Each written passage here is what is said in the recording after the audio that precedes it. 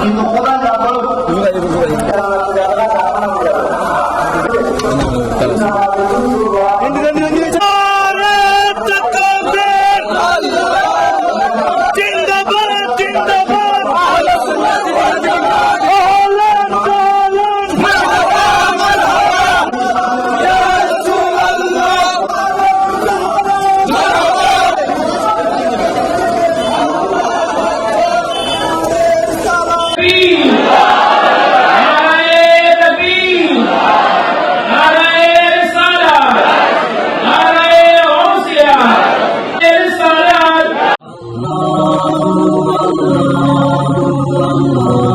قال الله تبارك وتعالى في القرآن الحكيم بسم الله الرحمن الرحيم إنا أعطيناك الكوثر إلى آخر الآية صدق الله العظيم وصدق رسوله النبي الحبيب الكريم ونحن على ذلك لمن الشاهدين والشاكرين হাসনাবাদ জামে মসজিদ পরিচালনা কমিটি এবং এলাকার তরুণ সমাজের ব্যবস্থাপনায় এলাকাবাসী ও প্রবাসীদের সার্বিক সহযোগিতায় কারবালার চেতনা বুকে ধারণ করে হুসাইনি প্রেম অন্তরে নিয়ে একমাত্র আল্লাহ এবং তার হাবিবকে রাজি করার জন্য আজকের যে মাহফিল, একদিক থেকে হাসনাবাদ জামে মসজিদের 100তম বৎসর পূর্তি, সাথে সাথে মাহে মুহররম হিজরি নববর্ষ এবং এই মুহররমে নবী বাগানের ফুল জান্নাতের সরদার আমার নবীর শাহজাদা ইমাম আলী মাকাম ইমাম হুসাইনের কুরবানিকে স্মরণ করে পবিত্র শোদায়ে কারবালার স্মরণে চতুর্থতম আজিমুশ শান এই নূরানি মিলাদ মাহফিলে এতক্ষণ ধরে তাকরীর পেশ করেছেন আমাদের এই বড় ভাই, আমাদের এই অভিভাবক, আপনাদের এলাকার রত্ন, চট্টগ্রাম নেসারিয়া কামিল MA মাদ্রাসার সম্মানিত প্রধান ফকিহ উস্তাদুল উলামা ডক্টর মোহাম্মদ কামাল উদ্দিন আল আজহারি দামাত বরকাতুহুল আলিয়া, বিশেষ অতিথি 9 নং পাটিয়ারি ইউনিয়ন পরিষদের মাননগর চেয়ারম্যান, সুন্নিয়তের জন্য নিবেদিত প্রাণ আমার প্রিয় ব্যক্তিত্ব আলহাজ মোহাম্মদ নাজিমউদ্দিন সাহেব, এবং বিশেষ অতিথি 4 নং ওয়ার্ড 9 নং পাটিয়ারি ইউনিয়নের সম্মানিত মেম্বার জনাব সাব্বির আহমদ চৌধুরী সাহেব। উপস্থিত আছেন জাহানবাদ জামে মসজিদের সম্মানিত সাবেক খতিব মাওলানা মুহাম্মদ মাকসুদুর রহমান আল কাদরি সাহেব। উপস্থিত আছেন মাওলানা মুহাম্মদ আমিনুল ইসলাম সাহেব, শায়ের মাওলানা মুহাম্মদ বিলাল হুসাইন সাহেব, শায়ের মুহাম্মদ ইব্রাহিম আরমান রেজা কাদরি সাহেব। সঞ্চালনায় হাসনাবাদ জামে মসজিদের সম্মানিত পেশ ইমাম হাফেজ মাওলানা মুহাম্মদ আখতার হোসেন সাহেব। আজকের মাহফিলের সভাপতিত্ব করছেন হাসনাবাদ জামে মসজিদ পরিচালনা কমিটির সাধারণ সম্পাদক জনাব মোহাম্মদ শাহজাহান সাহেব সহ উপস্থিত উলামায়ে কেরাম, বিশেষ করে যাদের কারণে এখানে এসেছি, উশাকে মুস্তাফা, গোলামানে মুস্তাফা, খাদেমানে আউলিয়া, পর্দার অন্তরালে মা বোনেরা, আমার সালাম গ্রহণ করবেন। আসসালামু আলাইকুম ওয়া রাহমাতুল্লাহি ওয়া বারাকাতুহু। এই জায়গার নাম হাসনাবাদ, নামটা বড় সুন্দর। মসজিদের নাম হাসনাবাদ জামে মসজিদ। হাসনাবাদ জামে মসজিদে বসে হাসনাবাদের শান্তিপ্রিয় জনগণকে আপনাদেরই দোয়ার ফসল অদম হাসানের পক্ষ থেকে নবীর দুই শাহজাদা হাসান হুসাইনের নামে হাসানি হুসাইনি অভিনন্দন জানাচ্ছি। সাথে সাথে আজকের এই মাহফিল আমাদের প্রতিকূল অবস্থার ভেতরে আমাদের অনুকূলে নয়। আজকে যদি হাসনাবাদে কোন প্যাকেজের অনুষ্ঠান হতো আপনারা কি যেতেন? আজকে যদি কোন গানের আসর বসতো আপনারা কি যেতেন? আজকে যদি কোন নায়ক নায়িকা আসতো আপনারা কি সেখানে বসতেন? টাকা দিলেও বসতেন? আপনারা বলতেন হুজুর যদি অবস্থা ঠিক থাকতো তখন হয়তোবা মনোরঞ্জনের জন্য যেতাম, কিন্তু বর্তমান অবস্থা আমাদের পক্ষে নয়, আমাদের বিপক্ষে, আমাদের অনুকূলে নয়, আমাদের প্রতিকূলে। হাজার নায়ক নায়িকা আসুক, হাজার নাট্যমঞ্চ উঠুক, আমরা যাব না, কারণ আমাদের জীবনের মায়া আগে। কথা কি ঠিক? জীবনের মায়া আগে। কিন্তু আজকে আসার জন্য কোনো পাবলিসিটি হয়েছে? আপনাদেরকে কেউ টাকা দিয়েছে? আপনাদেরকে কেউ জোর করেছে? কোন আলেম আজকের কোন ইমাম সাহেব ফতোয়া দিয়েছে যদি মাহফিলে না আসে কাফের হয়ে যাবে বলেছে? কাউকে জোর করে এখানে আনা হয়? সবাই আপন ইচ্ছায় ঘর বাড়ি দোকানপাট ব্যবসা বাণিজ্য বন্ধ করে হুসাইনের মহব্বতে বসে গেছেন। এখানে কোন ব্যক্তিকে আমরা দেখতে আসি, কাউকে আমরা রাজি করতে আসি? আজকে আমরা এখানে ঈমানের পরীক্ষা দিতে এসেছি। এখনো সেই 61 হিজরিতে কারবালার জমিনে আমার হুসাইন প্রতিকূল অবস্থায় দাঁড়িয়ে 22,000 ইয়াজিদের বিরুদ্ধে 72 জন হুসাইনি দাঁড়িয়ে আমাদেরকে শিক্ষা দিয়েছে। সমুদ্রের ঢেউ যেদিকে ওই দিকে গা ভাসিয়ে দিলে চলে যায়, ঢেউয়ের বিপরীতে দাঁড়িয়ে নারাজানের ইসলামকে রক্ষা করা, এটা ইমাম আলী মাকাম ইমাম হুসাইনের বাস্তব শিক্ষা।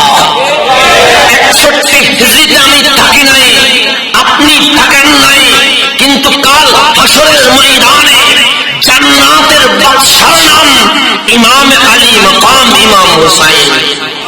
সৈয়দু শাবাবিল জান্নাহ, জান্নাতের যুবকদের প্রেসিডেন্টের নাম হুসাইন।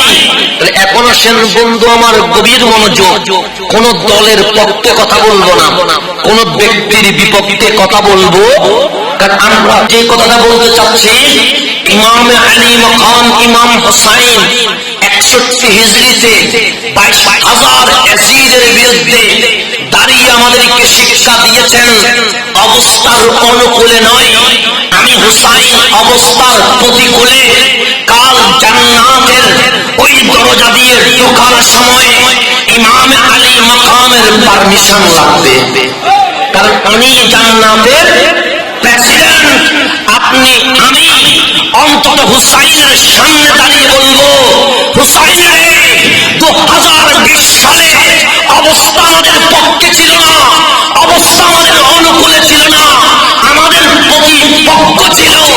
আমরা অবস্থার প্রতিকূলে আপনার মুহাব্বতে হাসনাবাদের জমিনে আরেকটা কারবালার জমিন সাজিয়ে দিয়েছি।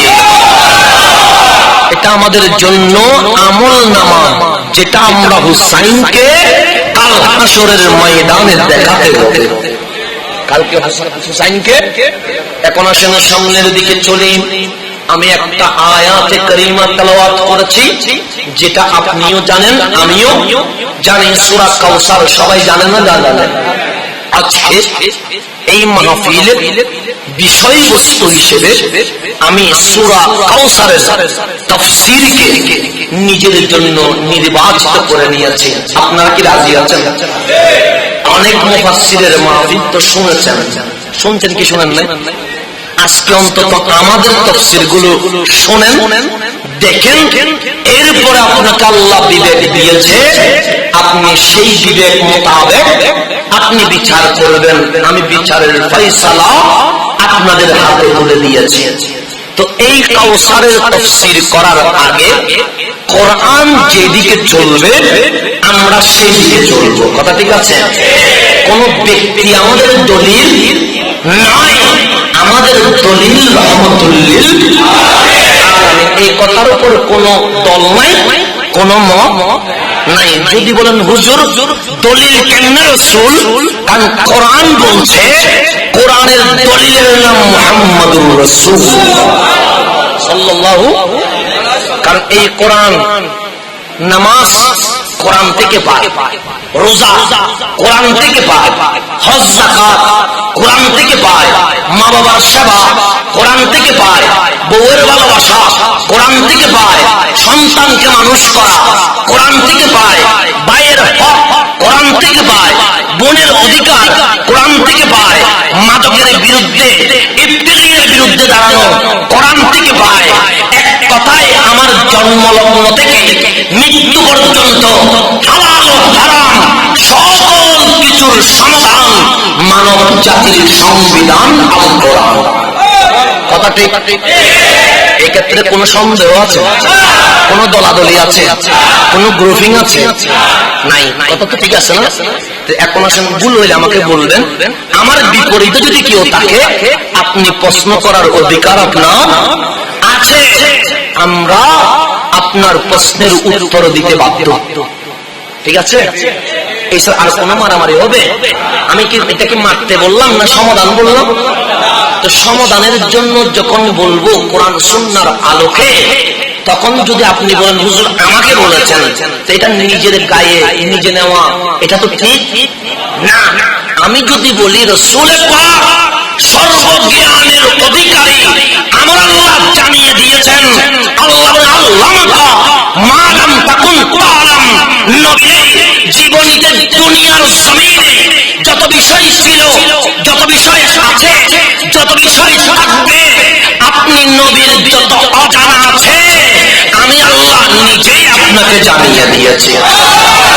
কে বলেছে?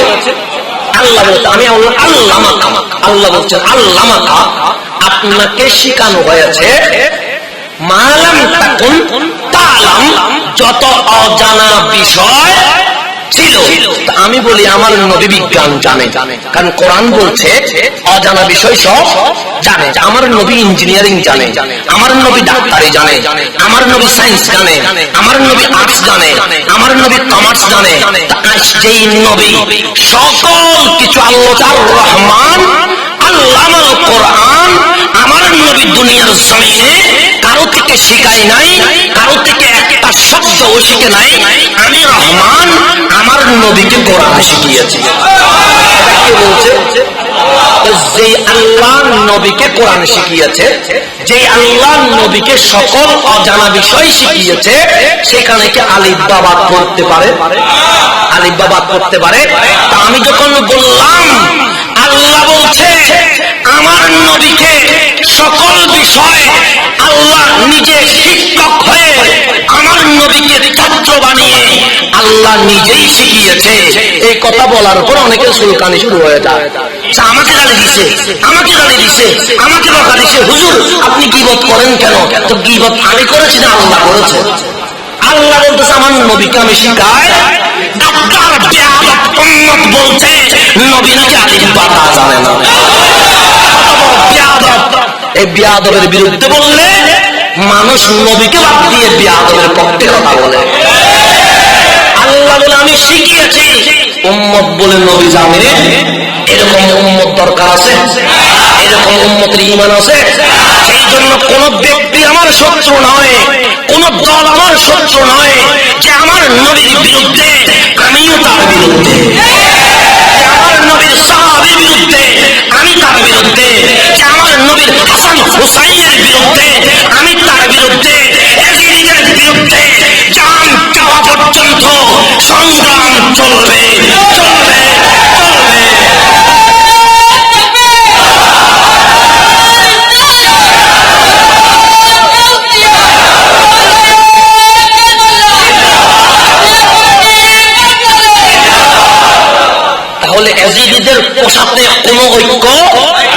হুসাইন যেখানে ঐক্য করে নাই আমরা সেখানে ঐক্য করতে পারি?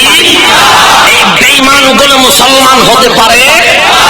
বেঈমানের সাথে কোন ঐক্য হতে পারে? আমার সংগ্রাম ইয়াজিদের বিরুদ্ধে, কোন মুমিনের বিরুদ্ধে নয়। কথা ঠিক আছে? সামনে তারপরে দেখবেন শুল্কায় কিরে আল্লাহ বলে আমি শিখিয়েছি, বান্দা বলে নবী জানে না। এত বড় বেয়াদবের বিরুদ্ধে যদি আমি কথা না বলি, কাল হাসরের ময়দানে আল্লাহ এবং আল্লাহর রাসূলের সামনে আমি দাঁড়াবো কেমনে? তোর রাজি হওয়ার দরকার নাই, তোর ভাইরাল করার দরকার নাই, মুস্তাফার কদমের বড় দরকার। কোন ব্যক্তি গুজারি আমরা, কোন ব্যক্তিকে রাজি করা আমাদের উদ্দেশ্য। আমাদের জীবন হবে আল্লাহ এবং আল্লাহর রাসূলের জন্য, আমাদের জীবন হবে হাসান আর হুসাইনের জন্য। সেই জন্য কোন ব্যক্তিকে রাজি করব, এটা আজকের মাহফিলের প্রথম শিক্ষা নেন। কোন ব্যক্তিকে আমরা রাজি করব, তোদের এজিদের ভালোবাসার কোন দরকার নাই, তোদের ভালোবাসা তোদের কাছে রাখবে না। তোদের ভালোবাসা দিয়ে আমি কি করবো? কারণ কাল হাসরের ময়দানে তোদের কি ক্ষমতা আছে? তোদের কোন ক্ষমতা আছে? এজিদের কোন ক্ষমতা আছে? ক্ষমতা আমার হুসাইনের কদমের নিচে। সাইয়্যিদুশ শাবাবিল জান্নাত, জান্নাতের প্রেসিডেন্টের নাম কি? হুসাইন। ক্ষমতা কার কাছে? প্রেসিডেন্টের কাছে। কথা কি ঠিক? কালকে যখন সূর্য আমার গায়ের নিচে চলে আসবে, এক হাত নিচে, মগজ যখন সিদ্ধ হয়ে নাকার কানের ছিদ্র দিয়ে বের হবে, জিহ্বা যখন বের হয়ে যাবে, জমিন যখন তামা হয়ে যাবে, তখন আমি যখন গরমে সিদ্ধ হব, এজিডি হলো যাদের পক্ষে তোমরা কথা বলছো, তাদের কি কোনো ক্ষমতা আছে? তাদের রাজি করে কোনো দরকার আছে আমার? আমার যখন কালকে সূর্য নেমে যাবে, জিহ্বা যখন বের হয়ে যাবে, পানি পানি যখন চিৎকার করব, তখন শুনে রাখ এজিডি হলো আমার রাসূল ডাক দিয়ে বলবে, তারে দুনিয়ার জমিনে তুই কতজনে বেলাতি ডাকেছে, তুই কতজনে বন্ড ডেকেছে, কতজনে তুই নাফরমান ডাকলো, কিন্তু তুই আমি রাসূলকে ছেড়ে দিস নাই, তুই হুসাইনের বিপক্ষে যাস নাই। তোকে গালি দেওয়ার পরেও তুই হুসাইন হুসাইন ডাক দিয়েছিস। কুত্তা আমার, সূর্যের নিচে কি করছিস? হাউজে কাউসারের নিচে, মুস্তাফার কদমের নিচে চলে আয়। আমাদের দরকার কার কদম? নবীর কদম। এই কদম ছাড়া কোন রেহাই। তুই হাউজে কাউসার দূরের কথা, এক গ্লাস পানি খাওয়াইতে পারবে কালকে কিয়ামতের ময়দানে? তার পক্ষে বেল নেই, যার তার পক্ষে কথা বলে কোনো লাভ আছে? সেই জন্য এজিদের বিরুদ্ধে আমার সংগ্রাম চলবে, সংগ্রাম জীবনে বন্ধ হবে না। সেটাই হচ্ছে আমার মূল লক্ষ্য। সেই জন্য আমার ফান দিয়ে কোনো লাভ নাই, আমার মেসেজ করায় কোনো লাভ নাই, ভাইরাল করার কোনো প্রস্তাব দেওয়ার কোনো লাভ। কারণ হুসাইনের কদমে যে গর্দান দিয়ে দিয়েছে, ওই গর্দান কোন মানুষের ব্যক্তির কদমে আর আসবে। এখন আসলে সামনের দিকে চলে যায়। আমি আজকে সূরা কাউসারকে পছন্দ করেছি। কাকে পছন্দ করেছি? সবচেয়ে কোরআনের মধ্যে ছোট্ট সূরার নাম সূরা কাউসার। সূরা, এখন আসেন যদি কোরআন আপনার সামনে খুলি, আপনি দেখবেন সূরা ফাতিহা লেখা আছে না? সূরাতুল ফাতিহা মক্কিয়া, এটা মক্কায় নাযিল হয়েছে। আবার এখানে লেখা আছে সূরাতুল বাকারা, এটা সূরা বাকারা মাদানিয়া, এটা কোথায় নাযিল হয়েছে? মদিনায়। তাহলে কোরআনের 114 সূরা, কখনো কখনো নাম ধরেছে মক্কিয়া, কখনো কখনো নাম ধরেছে মদনিয়া। তাহলে কোরআনের সূরাগুলো দুই প্রকার। কয় প্রকার? আমার সাথে একটু কথা বলতে হবে। আপনারা কথা বললে আমি একটু স্বস্তি পাবো।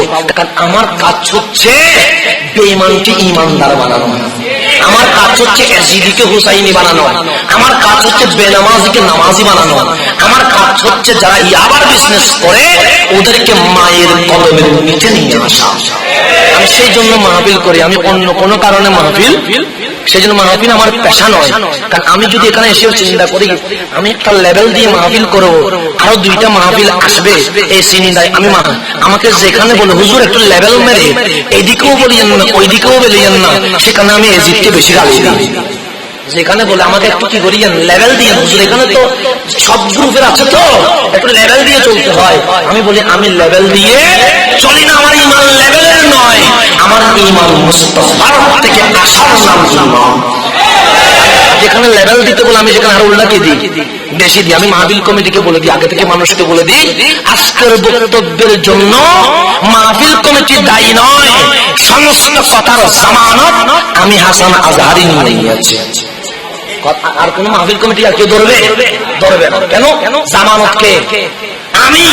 যদি আবার বসা লাগে আবার আসবো, যদি আবার বসা লাগে প্রত্যেকটা শব্দের জামানত আমি নিজে নিয়ে নিয়েছি। আপনি যদি বলেন কিসের বড়াই এলমের, আমি বলবো না। কিসের অহংকার আমলের, আমি বলছি এটাও কিচ্ছু নাই। তো কিসের করবে বলছেন? আবার আসবেন।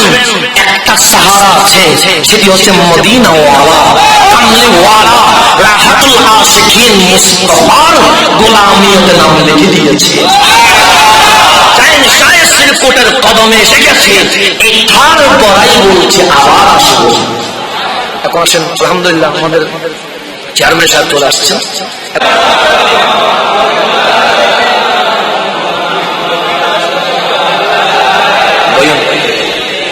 জিনার কথা কিছুক্ষণ আগে বললাম, সুন্নিয়তের নিবেদিত প্রাণ। আমাদের এইবার আইসোলেশনে গাউসিয়া কমিটির যে অ্যাম্বুলেন্সের খেদমত, সেখানে যিনি অবদান রেখেছেন উনি হচ্ছেন আপনাদের চেয়ারম্যান সাহেব। তো গত কিছুদিন আগে আমি এসেছিলাম বাটিয়ারের জমিনে 103 গায়ের জ্বর নিয়ে। তো আমি মাহফিল করতে পারতেছি না, যতটুকু পারলাম করলাম। এরপরে চেয়ারম্যান মহোদয়কে দিল। আমি মনে মনে ভাবলাম যদি আমার আগে মাহফিল করতো তাহলে আমি মাহফিল করলে মনে হয় মানুষ চলে যাইত। এমন তকলিফ উনি করে দিয়েছে। তো এরকম চেয়ারম্যান দরকার আছে না নাই? ইসলামিক নলেজ ওনার কাছে। আমি ওনার প্রায় 3-4টা বক্তব্য আমি শুনেছি, আমার সাথে মাহফিল হয়েছে। তো আমি ওনার বক্তব্যগুলো শুনে এতটুকু আমার এসেছে, ইসলামিক অনেক গবেষণা উনি করে থাকেন।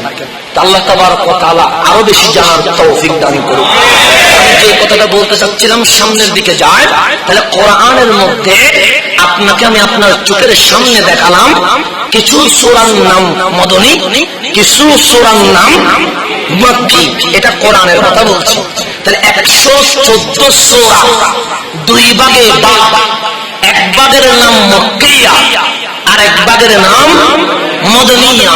আপনি অন্যান্য আসমানি কিতাব, দুনিয়ার কোন বই নয়, ইনজিল নেন, তাওরাত নেন, জবুর নেন, যেগুলোকে এখন নিউ টেস্টমেন্ট, অল্ড টেস্টমেন্ট বলছে, বাইবেল বলছে, এগুলো নেন। দেখবেন সেখানে কোন সূরা, কোন পৃষ্ঠা এরকম জায়গার সাথে প্রকার নাই। ওইখানে কোন মক্কিয়াও নেই, কোন মদনিয়াও, কোন ইয়ামানিও নেই, কোন সিরিয়াও নাই, কোন ফিলিস্তিনিও নাই। তাহলে কোন কিতাবে কোরআনের মতো কোন প্রকার, কোরআনের মধ্যে কি আছে প্রকার আছে না নাই? এটা নিয়ে কোন আবার দলাদলি আছে, কোন গ্রুপিং আছে?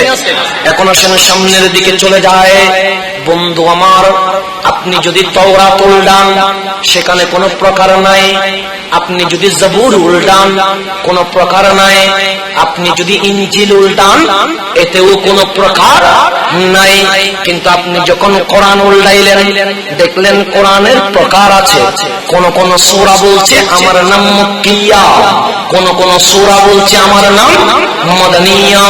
কোরআন রে, আমি জবুর উল্টাইলাম, আমি ইনজিল উল্টাইলাম, আমি তাওরাত উল্টিয়ে দেখলাম সেখানে কোনো প্রকার নাই। ওইগুলো আসমানি কিতাব, তুমিও আসমানি কিতাব। যে আল্লাহ কোরআন নাযিল করিয়েছে সেই আল্লাহ তাওরাত দিয়েছে, ইনজিল দিয়েছে, জবুর দিয়েছে। ওইগুলোতে কোনো প্রকার নাই, তোমার কাছে প্রকার কেন? কোরআন তখন আপনাকে উত্তর দিবে। জবুর তিনি আপন নবী দাউদ আলাইহিস সালামকে ঘর থেকে বের করে সমুদ্রের কিনারায় নিয়ে গেছে।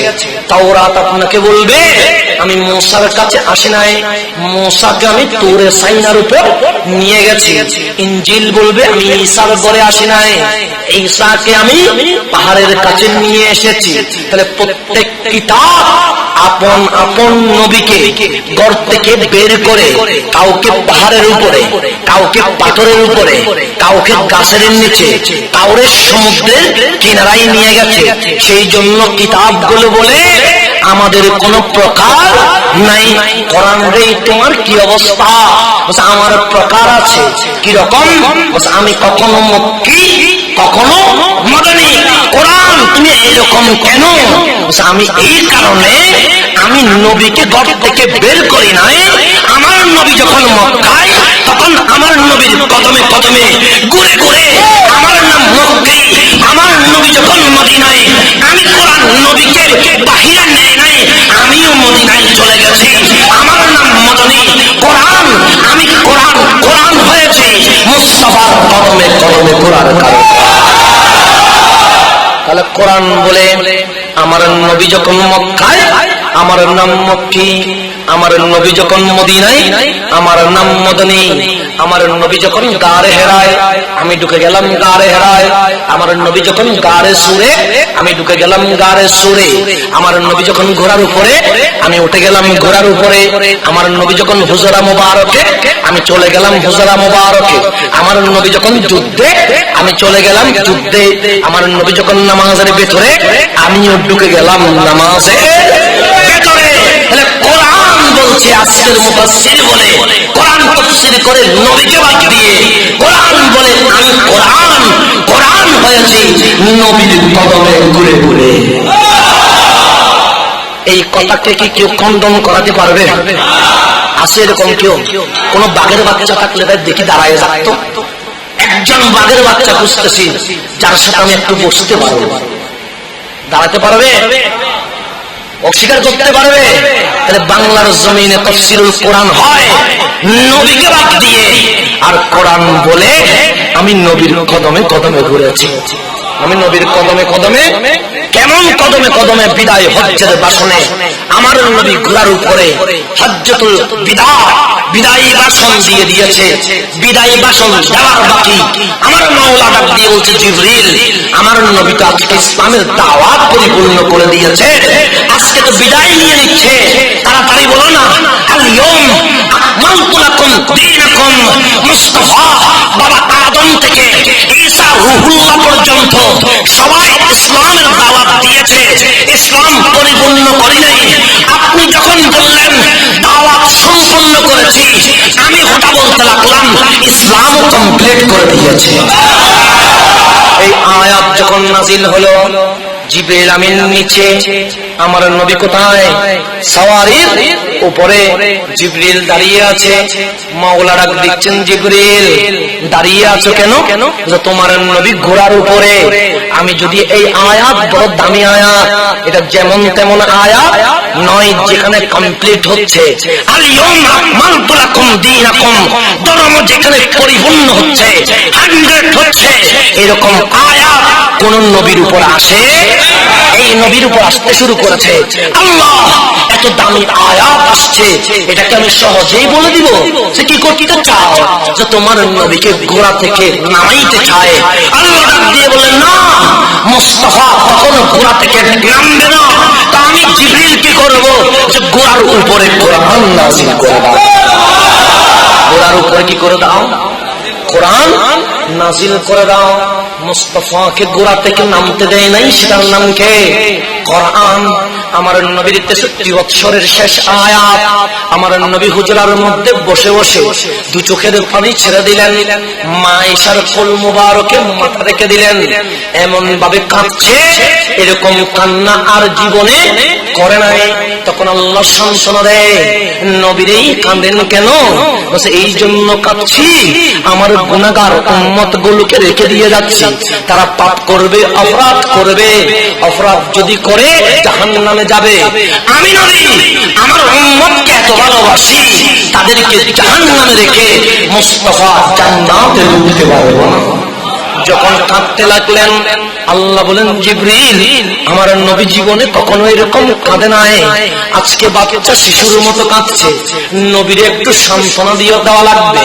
আল্লাহ বলেন ওয়ালা সাউফা ইউতিকা রাব্বুকা ফাতারদা, আমার মুস্তাফা, আমার মানিক, আমার হাবিব এরকম করে কান্না করে না, উম্মতরে এমন ভাবে ক্ষমা করব, এমন ভাবে ক্ষমা করব, এমন ভাবে জান্নাত দিব, আমার মুস্তাফা খুশি হয়ে যাবে। এত বড় আয়াত যখন নাজিল করলেন, জিবরিল আমিন আয়াত নিয়ে হুজরার বাইরে দাঁড়িয়ে আছে। আল্লাহ বলেন জিবরিল আয়াত নাজিল করো না। জিবরিল বলে আল্লাহ, হুজরার ভিতরে তোমার নবী মা আয়েশার কোলে এমন অবস্থায় কোরআন কেমনে নাজিল করব? তো কি করতে চাও? তোমার নবীর একটু বাইরে ডাকতে চায়। আমার মাওলা রাব্বুল না, আমার মুস্তাফা যদি উঠে বসে কষ্ট হবে, ঘর থেকে যদি বের হয় কষ্ট হবে, তা আমি জিবরিল কি করব? যে তুমি বাইরে দাঁড়িয়ে ওই অবস্থায় আমার মুস্তাফার উপর আয়াত নাজিল করে দাও। এই কোরআন নবীকে ঘর থেকে বের হতে দেয় নাই। কোরআন নবী চিনল। আমি বলি মুফাসসিরে কোরআন, আমি বলি নবী আলিফ বা জানে না, আমি বলি নবী ফসে গেছে, মরে গেছে, আমি বলি নবীর কোনো ক্ষমতা নাই, আমি বলি আমার নবী জান্নাতে যাবে কিনা নিজেও জানে। এরকম মুনাফিকগুলো এজিদিগুলোর বিরুদ্ধে সংগ্রাম করার দরকার আছে কিনা? এটার নাম কি গীবত হবে? সুরকে সুর বললে কি গীবত হয়? চেয়ারম্যান সাহেবকে যদি বলি আপনি সুরের বিচার করিয়েন না, ডাকাতের বিচার করিয়েন না, ইফতিজিনের বিরুদ্ধে বলিয়েন না, মাদকের বিরুদ্ধে বলিয়েন না, উনি বলবে এটা তো আমার দায়িত্ব, আমি চেয়ারম্যান, আমাকে মাদক বন্ধ করতে হবে, আমি চেয়ারম্যান, আমাকে যৌতুকের বিরুদ্ধে অবস্থান। আমি বলি না, আপনি কেন নিবেন? বিচার করবে তো আল্লাহ। এটা হবে? এটা হবে? সুরকে সুর বলতে হবে কিনা? ইফতিজারকে ইফতিজার বলতে হবে কিনা? যে মাদকের বিজনেস করে তার বিরুদ্ধে অবস্থান করতে হবে কিনা? সুরকে যদি সুর বলা যায়, মাদক সেবনকে মদখোর বলা যায়, যারা ঈমান সুর, এগুলাকে কি ঈমান সুর বলা যাবে না? বলা যাবে না? আমাদেরকে গীবত শিখায়, আমাদেরকে কি শিখায়? গীবত শিখায়। আমরা নাকি গীবত বুঝি না। গীবত কারে কয়? গীবত বলে হুজুর, আচ্ছা হুজুরকে দিয়ে মিশাল দিব না, ওনাকে দিয়ে মিশাল দিব। ধরেন উনি একটা পাপ করলেন, কি করলেন? পাপ। আমি দেখেছি, আমার দায়িত্ব হচ্ছে অন্য কাউকে না বলা, ওনাকে গোপনে গিয়ে সাবধান করা। এটা মুমিনের আলামত। এটা কিসের আলামত? পাপটা করেছে জাতির সামনে না গোপনে? তাহলে গোপনে হলে সমাধান হবে, সমাধান হবে। এটা যদি অন্য কাউকে বলি গীবত হবে, কারণ এই দোষটা গোপন ছিল। এই দোষটা কি ছিল? এখন আমি বলছি, এখন বর্তমানে আমি যে কথা বলছি এটা গোপনে না উপনে? জাতির সামনে কিনা? আমি যদি এখানে ভুল একটা কথা বলে যাই, ওলামায়ে কেরাম বসা আছে, ওনারা যদি প্রতিবাদ না করে সমাজে ফিতনা হবে কি হবে না? ওনারা চুপ থাকার কারণে আল্লাহ এবং আল্লাহ রসুলের কাছে দায়ী হবে কি হবে না? কারণ আমি বলেছি ওপেনে, গোপনে। আমি যদি গোপনে অপরাধ করি সমাধান হবে গোপনে। আপনি এসে মাইকে লক্ষ জনতার সামনে বলছে মা খাদিজাতুল কুবরা ইনটেক না, ভার্জিন না, লাইভে এসে বলছে আমার নবী নিরক্ষর, আলিফ বা তা জানে না। তো যেই ব্যক্তি গোপনে নয় ওপেনে মুসলমানের সামনে বেয়াদবি করছে, হুসাইনের গোলামরা চুপ থাকতে পারবে? আমরা কি চুপ থাকতে পারবো? গোপনে করলে সমাধান গোপনে করতাম, এখন যখন ওপেনে সমাধান হবে ওপেনে। রাস্তায় হলে সমাধান হবে রাস্তায়, মাঠে হলে সমাধান হবে। আবার বলে গীবত তোরাই তো নিজে ওপেন করে দিলি, বেড়া তোরাই তো জাতির সামনে বললি, তোরাই তো মিডিয়াতে দিছস, আমরা কি মিডিয়াতে দিছি? তাহলে এগুলো ওপেন করে আবার গীবত শিখায় আমাদেরকে, বেয়াদবের বাচ্চাগুলো। এখন আসলে সামনের দিকে যায়, সেই জন্য গোপন কোনো কিছু ওপেন করে দেওয়াকে গীবত বলে। ওপেন হওয়ার জিনিস আবার ওপেন করা কি? চোর প্রকাশ্য চুরি করতেছে, তাড়াতাড়ি মাইর দেওয়া লাগবে কি লাগবে না? লাগবে। ইফতেজার প্রকাশ্য আমার বোনকে ডিস্টার্ব করতেছে, তাড়াতাড়ি মাইর দেওয়া লাগবে কি লাগবে না? লাগবে কিনা? আবার প্রকাশ্য বিজনেস করতেছে, তাড়াতাড়ি মাইর দেওয়া লাগবে কি লাগবে না? তো প্রকাশ্য দয়াল নবীর শানে বেয়াদবি করছে, সাহাবায়ে কেরামের শানে বেয়াদবি করছে, আবার আমাদেরকে বক্তব্য শিখায় আপনারা কিছু বলিয়েন না, তোরা বেয়াদবি করবি, আমরা নাকি ললিপপ দিয়ে বসে থাকবো। বেয়াদবগুলো আমাদেরকে শেখায়। আমরা বল মুখে ললিপপ দিতাম, বেয়াদবরা যাতে করে তারা কি করতে পারে, বেয়াদবি যেন বেশি বেশি করতে পারে। একবার দর্পণ আল্লাহুম্মা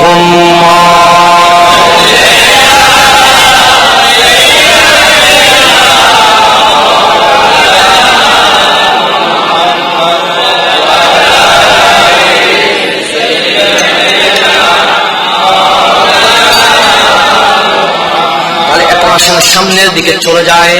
বন্ধু আমার, আমি কোরআন থেকে দেখালাম কোরআনের সূরা কয় প্রকার? দুই প্রকার। এক প্রকারের নাম মক্কি, আর এক প্রকারের নাম মদনী। হিজরতের আগের সূরাগুলোকে বলে মক্কি, হিজরতের পরের সূরাগুলোকে বলে মদনী। কেন? দয়াল নবী যেখানে কোরআন সেখানে, সেই জন্য কোরআনের নাম মক্কি, কোরআনের নাম মদনী। অন্য রাসূলদের ব্যাপারে এরকম নয়। অন্য রাসূলদের ব্যাপারে কিতাব যেখানে, রাসূল সেখানে। কিন্তু কোরআন বলছে আমি ওই রকম নয়, আমি রাসূল যেখানে, আমি কোরআন সেখানে। এখন সূরা কাউসার এটা কি? এটা মক্কিয়া নাকি মদনিয়া? কিছু কিছু আলেম বলছে এই সূরা মক্কায় নাজিল হয়েছে। অধিকাংশ মুফাসসিরিন ইকরাম বলছে এই সূরা মদিনায় নাজিল হয়েছে। এই সূরা কোথায় নাজিল হয়েছে? মদিনায়। তাহলে সূরাতুল কাউসার মদনী, সূরাতুল কাউসার। এখন সূরা কাউসারের মধ্যে ইন্না আতাইনা কাল কাউসার। কাউসার মানে কি? কাউসারের অনেক বড় ব্যাখ্যা আছে, যেই ব্যাখ্যা আমার বিবেক সাপোর্ট করবে না। এটা ইন্না আতাইনা কা মানে রাসূল।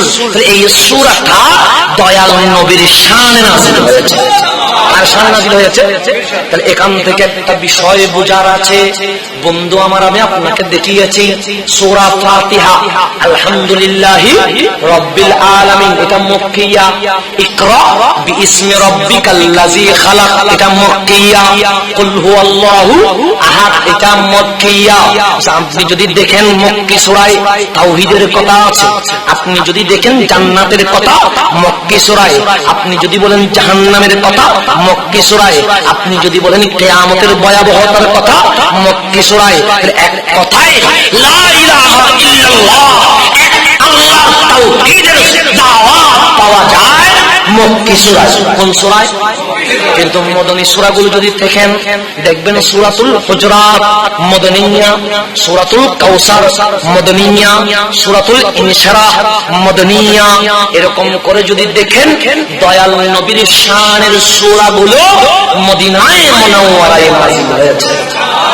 তাহলে কোরআন কয় প্রকার? দুই প্রকার। মক্কি সূরায় তাওহীদের কথা পাওয়া যায়, জান্নাতের কথা পাওয়া যায়, জাহান্নামের কথা পাওয়া যায়, কিয়ামতের কথা পাওয়া যায়। মদনী সূরায় দয়াল নবীর শান পাওয়া যায়। সূরাতুল হুজুরাত, হুজুরাত মানে রুম, হুজরাত মানে গড়, হুজরাত মানে কক্ষ। তার গড় আপনার না, আমার না, প্রধানমন্ত্রী না, রাষ্ট্রপতির বাংলো না। তবে সূরাতুল হুজরাত আল্লাহ কার গড় নিয়ে আলোচনা করবে? মুস্তাফার গড় নিয়ে আলোচনা করবে। আমি রাসূলের শান বললে তোমাদের গাল জ্বলে। রাসূলের শান বললে কি বলে? আল্লাহ বলে রাসূলের শান বলবো না আজকে। মুস্তাফার কদম যেখানে লেগেছে, মুস্তাফার বডি মোবারক যেখানে লেগেছে, ওই জমিনের আলোচনা আমি আল্লাহ আল্লাহ হয়ে নবীর ঘরের মাহফিল করব। আল্লাহ কোন বেদাত কম বুঝে গেছেন? কোন আবার কোন কম বুঝে গেছে? কারণ নবীর শান বেশি বললে নাকি বেদাত হয়ে যায়। আছে না এরকম?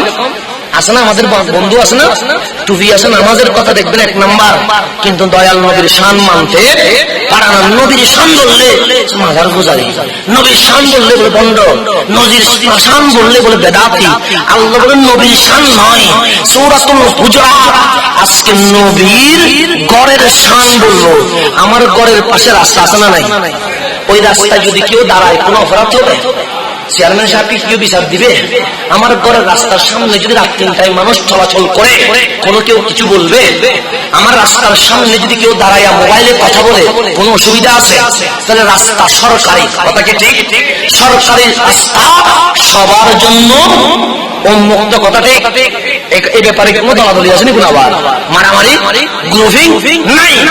আমার ঘরের রাস্তার সামনে দাঁড়াইলে অপরাধ নয়, কথা বললে অপরাধ নয়, মিছিল করলে অপরাধ নয়, পোস্টার লাগালে অপরাধ নয়, রাত 3টায় গেলে অপরাধ নয়।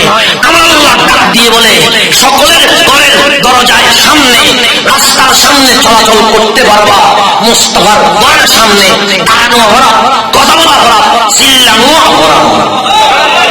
এটা কে বলেছে?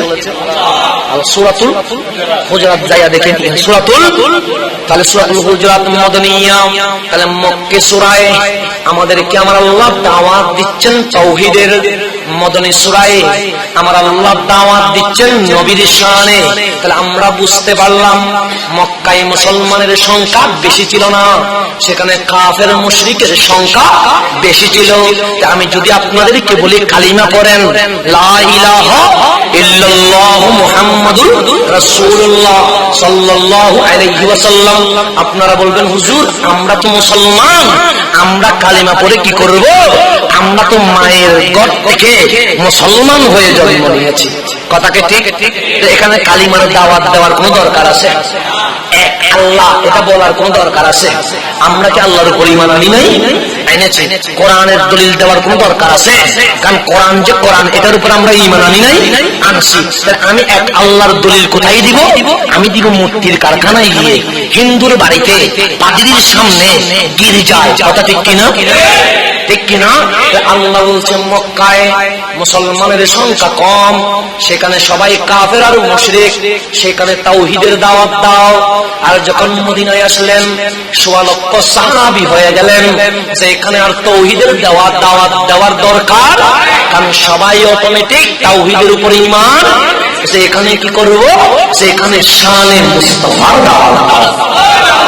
যেখানে বিধর্মী থাকবে সেখানে আল্লাহর কথা থাকবে, যেখানে মুসলমান থাকবে সেখানে মুস্তাফার শান চলবে। এটা কে বলছে? আল্লাহর কোরআন বলছে। আমি যখন মক্কি তখন তাওহীদের কথা বলি, আমি যখন মদনী তখন দয়াল নবীর শান নিয়ে কথা বলি। তখন দয়াল নবীর কি নিয়ে কথা বলি? শান নিয়ে। তাহলে সুন্নিদের মধ্যে এটা পাওয়া যায় কি পাওয়া যায় না? তাহলে কোরআনের যে আমল সুন্নিদের। এখন আসেন সামনের দিকে চলে যায়। তাহলে এই সূরাটা মদনী সূরা। এই সূরাটা কি সূরা? এখন সূরা, প্রত্যেক সূরার প্রত্যেক ঘটনার কিছু কিছু আয়াতের শানে নুজুল আছে। কি আছে? শানে নুজুল মানে আয়াত বা সূরা নাজিল হওয়ার কারণ, প্রেক্ষাপট। এটা যদি আপনি না জানেন, শুধু অনুবাদ করলে আপনার আমল হবে, কারণ আপনি তখন কাফেরদের আয়াত মুসলমানকে বলবেন, মুসলমানের আয়াত কাকে বলবেন? এখন যেগুলো গুগল মুফতি আছে না, কতগুলো আছে না ইউটিউব মুফতি, গুগল মুফতি গুলো কাফের আয়াত মুসলমানের সামনে চলে, মুসলমানের আয়াত কারে মারে? কাফেরকে। কেন? তারা জানে না এই সূরা কোন প্রেক্ষাপটে, কি কারণে, কোন ঘটনায়, কোন মাসআলায় এই আয়াত নাজিল হয়েছে, সেটা তারা জানে। আয়াতের হুকুম আছে না নাই সেটাও তারা জানে। তারা আস্তে করে অনুবাদ দেখি সূরা আলে ইমরানের কত নম্বর আয়াত মোতাবেক আপনি কাফের, এত আয়াত মোতাবেক আপনি কি? আমি বলছি এই আয়াতে হুকুম আছে কিনা তুই জানোস? বলছি এটা আবার কি রকম কথা? এটা তো আমরা জানি না। এই হচ্ছে যেগুলো জঙ্গিবাদে জড়িত, দেখবেন তার কাছে যদি যান, দেখবেন কোরআন বগলের নিচে আছে। কোথায় আছে? বগলে। জঙ্গিগুলোর কাছে দেখবেন কোরআন আছে। যদি বলে তুই যে মানুষ মারস, দলিল কি? বসে উকতুলুল মুশরিকিন কোরআনের মধ্যে আছে। তা আমি যখন বললাম এই আয়াতের হুকুম আছে না নাই তুই জানোস, বলছে এটা কি রকম কথা? এটা আবার কি? এটা তো জীবনেও জানি না। তুই প্রত্যেকে মশালা দিচ্ছস। আমি তো গুগল মুফতি। কোন মুফতি? গুগল। গুগল মুফতি গুলো পুরো ইসলামের 12টা বাজাই দিচ্ছে।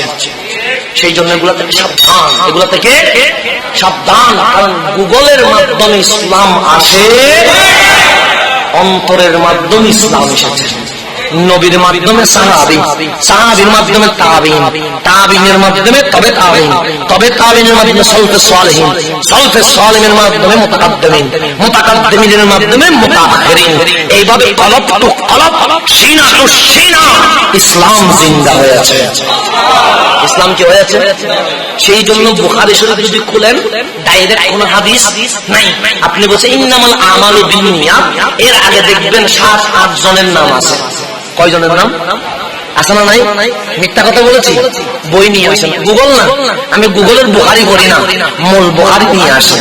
কোন বুখারি? মূল বুখারি। একজন এখানে হাত মারছে, তারে বললাম এটা কোথায় পাইলি ভাই? তুই তো বহুত বড় আলেম না লিখতেছি। আমি কি পড়ালেখা করলাম? তুই তো বহুত বড় পড়ালেখা করছিস। বলছে জি হুজুর আমার পড়ালেখা অনেক করছি, কোরআনও শেষ করছি, বুখারিও। আমার ভালো কথা না তো, এটা কি মারছিস? বলছে এটা বুখারিতে আছে। কোথায় আছে? তো ভাই কর বাংলাতে এত নম্বর একটা দিয়ে দেখাইল যে এত নম্বরে লেখা আছে নবীজি নামাজে এখানে হাত বাড়তা। আমি বুখারী শরীফের মূলটা বাইর করি, মোবাইল থেকে দিয়া যত নম্বর লিখলো অত নম্বর বাইর করি, বলে হাদিসটা পড়। বলে আমি তো আরবি বলতে পারি না। আমি কি করতে পারি না? তো তোরে কে বললো যে এই হাদিসের অর্থ যে এটা তোরে কে বললো? কথা কি ঠিক? পরে দেখি যে ওই হাদিস একটা, তার বাংলা হাদিস আর একটা। আবার এগুলো আমাদেরকে বন্য ফতোয়া দেয়। আমি যখন বলি আল্লাহর ওলিরা কাল হাশরের ময়দানে সুপারিশ করবে, বুখারী শরীফের মূল বুখারীর ৭০০১ নম্বর কিতাবুত তাওহীদ, এই দলিল যখন দিলাম তারা বলে যে এটা তো নাই। আমি বললাম কোথায় নাই? বুখারীতে। তোর কোন বুখারী? আমার বাংলা একটা বাইর করে দেখায় ৭০০১ নম্বরে তো এই হাদিস নাই। আমি বললাম তুমি কি আরবি পারো? বললেন না। তোমার বাপ পারে? আমার বাবাও পারে না। তো যার থেকে ইসলাম শিখছস তারা ধরে নিয়ে আয়, আমি ওইখানে এসে আসল বুখারী থেকে তোকে দেখিয়ে দিব আল্লাহর ওলিও সুপারিশ করতে পারে। আসল বুখারীতে আছে, নকল বুখারীতে? তো নকল বুখারীতে যদি না থাকে এটা দায়ী কি আমি? আসল বুখারীতে হাত তুলে মোনাজাতের কথা আছে, তার বাংলা বুখারীতে নাই। আসল বুখারীতে দয়াল নবীর ওযুর পানি বরকতে সাহাবায়ে কেরাম পান করেছে, মুখে মেখেছে, বুকে মেখেছে, ওইগুলো আসল বুখারীতে আছে। তার নকল বুখারীতে, তার বাংলা বুখারীতে। তো বাংলা বুখারীতে যদি না থাকে দোষ কি আমার? তা আমি দলিল দিব কোন বুখারী? বাংলা না আসল বুখারী? গুগল এটা মুসলমানের না ইহুদিদের? ইহুদিদের গুগল মানুষ, আসল বুখারীর আকীদা মানুষ না। আসল বুখারীর কি মানে না আকীদা, কিন্তু ইহুদিদের কি মানে? গুগল বড় বিশ্বাস, আসল বুখারীর বিশ্বাস না। তাহলে তুই আরবি পড়তে পারছ না, কোনো দেখি দেখি আলিফ বা জানিস না, তুই বলছ দয়াল নবী আলিফ বা জানে না, নিজে আলিফ বা জানিস না, নিজে পড়তে পারছ না। তুই আবার শুকস নবীকে অক্সফোর্ডে বলেছে, নবীকে আজহারে গেছে, নবীকে মদিনায় গেছে। আমার তো আজহারের ডিগ্রি আছে। যেই নবীর হাদিস পড়ি আজকে স্কলার হলি, সেই নবীর শিক্ষাগত যোগ্যতা নিয়ে টানাটানি করে। এটার নাম মুসলমান, এটার নাম দিয়েছে কি? এখন সামনের দিকে চলে বন্ধু আমার, গভীর মনোযোগ। খারাপ লাগতেছে আপনাদের? চুলকানি হলে যদি খারাপ লাগে তারপরেও বসেন, কারণ গায়ের জ্বর যখন বেবির হয় তখন মা জোর করে কি খাওয়ায়? ওষুধ খাওয়ায়। কেন? ভালো হওয়ার জন্য। জোর করে ওষুধ খাওয়ার কারণে মা কি অবিচার করছে? অনধিকার চর্চা করছে? ওষুধ খাওয়ার কারণে তার জ্বর সারবে কি সারবে না? যদি বা বাস্তবে দেখতে মনে হচ্ছে মা তার মুখটাকে হা করেছে, ওষুধ গিলাইয়া খাওয়াচ্ছে, মনে হচ্ছে জুলুম করতেছে, কিন্তু জুলুম করে নাই। মা তার সন্তানকে এইভাবে আদর করেছে। এভাবে কি করেছে? কি জন্য অসুখ হয়েছে? বাঁচানোর জন্য। তো তোমরা যারা এজিডি আছো তাদের কাছে খারাপ লাগতেছে, হুজুর এরকম জ্বালা জ্বালা কথা বলে কেন? মা যেরকম বাচ্চারে মেডিসিন খাওয়ায় আমিও তোমারে মেডিসিন খাওয়াচ্ছি। সহ্য করো, কারণ সহ্য করলে উপকারে আসবে।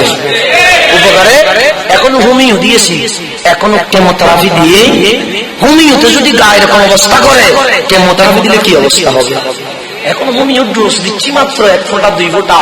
এখন থেরাপিতে ঢুকি, থেরাপিতে সামনে ঢুকবো, থেরাপি পর্যন্ত যাওয়া পর্যন্ত একটু কি করতে হবে? সবর, ধৈর্য ধরতে হবে। ধৈর্য ধরলে অ্যাসিডি হুসাইনি হয়ে যাবে। অ্যাসিডি কি হয়ে যাবে? ধৈর্য ধরতে না পারলে কেমোথেরাপি দেওয়ার পরেও যদি ক্যান্সার ভালো না হয়, তাহলে ওই অবস্থায় কি হবে? অ্যাসিডি হয়ে মারা যাবে। এতে তো আমি কিছু করতে পারবো? ডাক্তারের কাছে চিকিৎসা করা, ডাক্তারের কাছে রোগী বাঁচানো নয়। সেই জন্য খারাপ লাগবে, একটু চুলকাবে, একটু শরীর ঝিরঝির করবে, একটু মাথা গরম হবে, একটু মাপতে ইচ্ছে করবে, তারপরেও ধৈর্য ধরতে সবরে নেওয়া বলে। সবরে কি বলে? সেই জন্য গভীর মনোযোগ।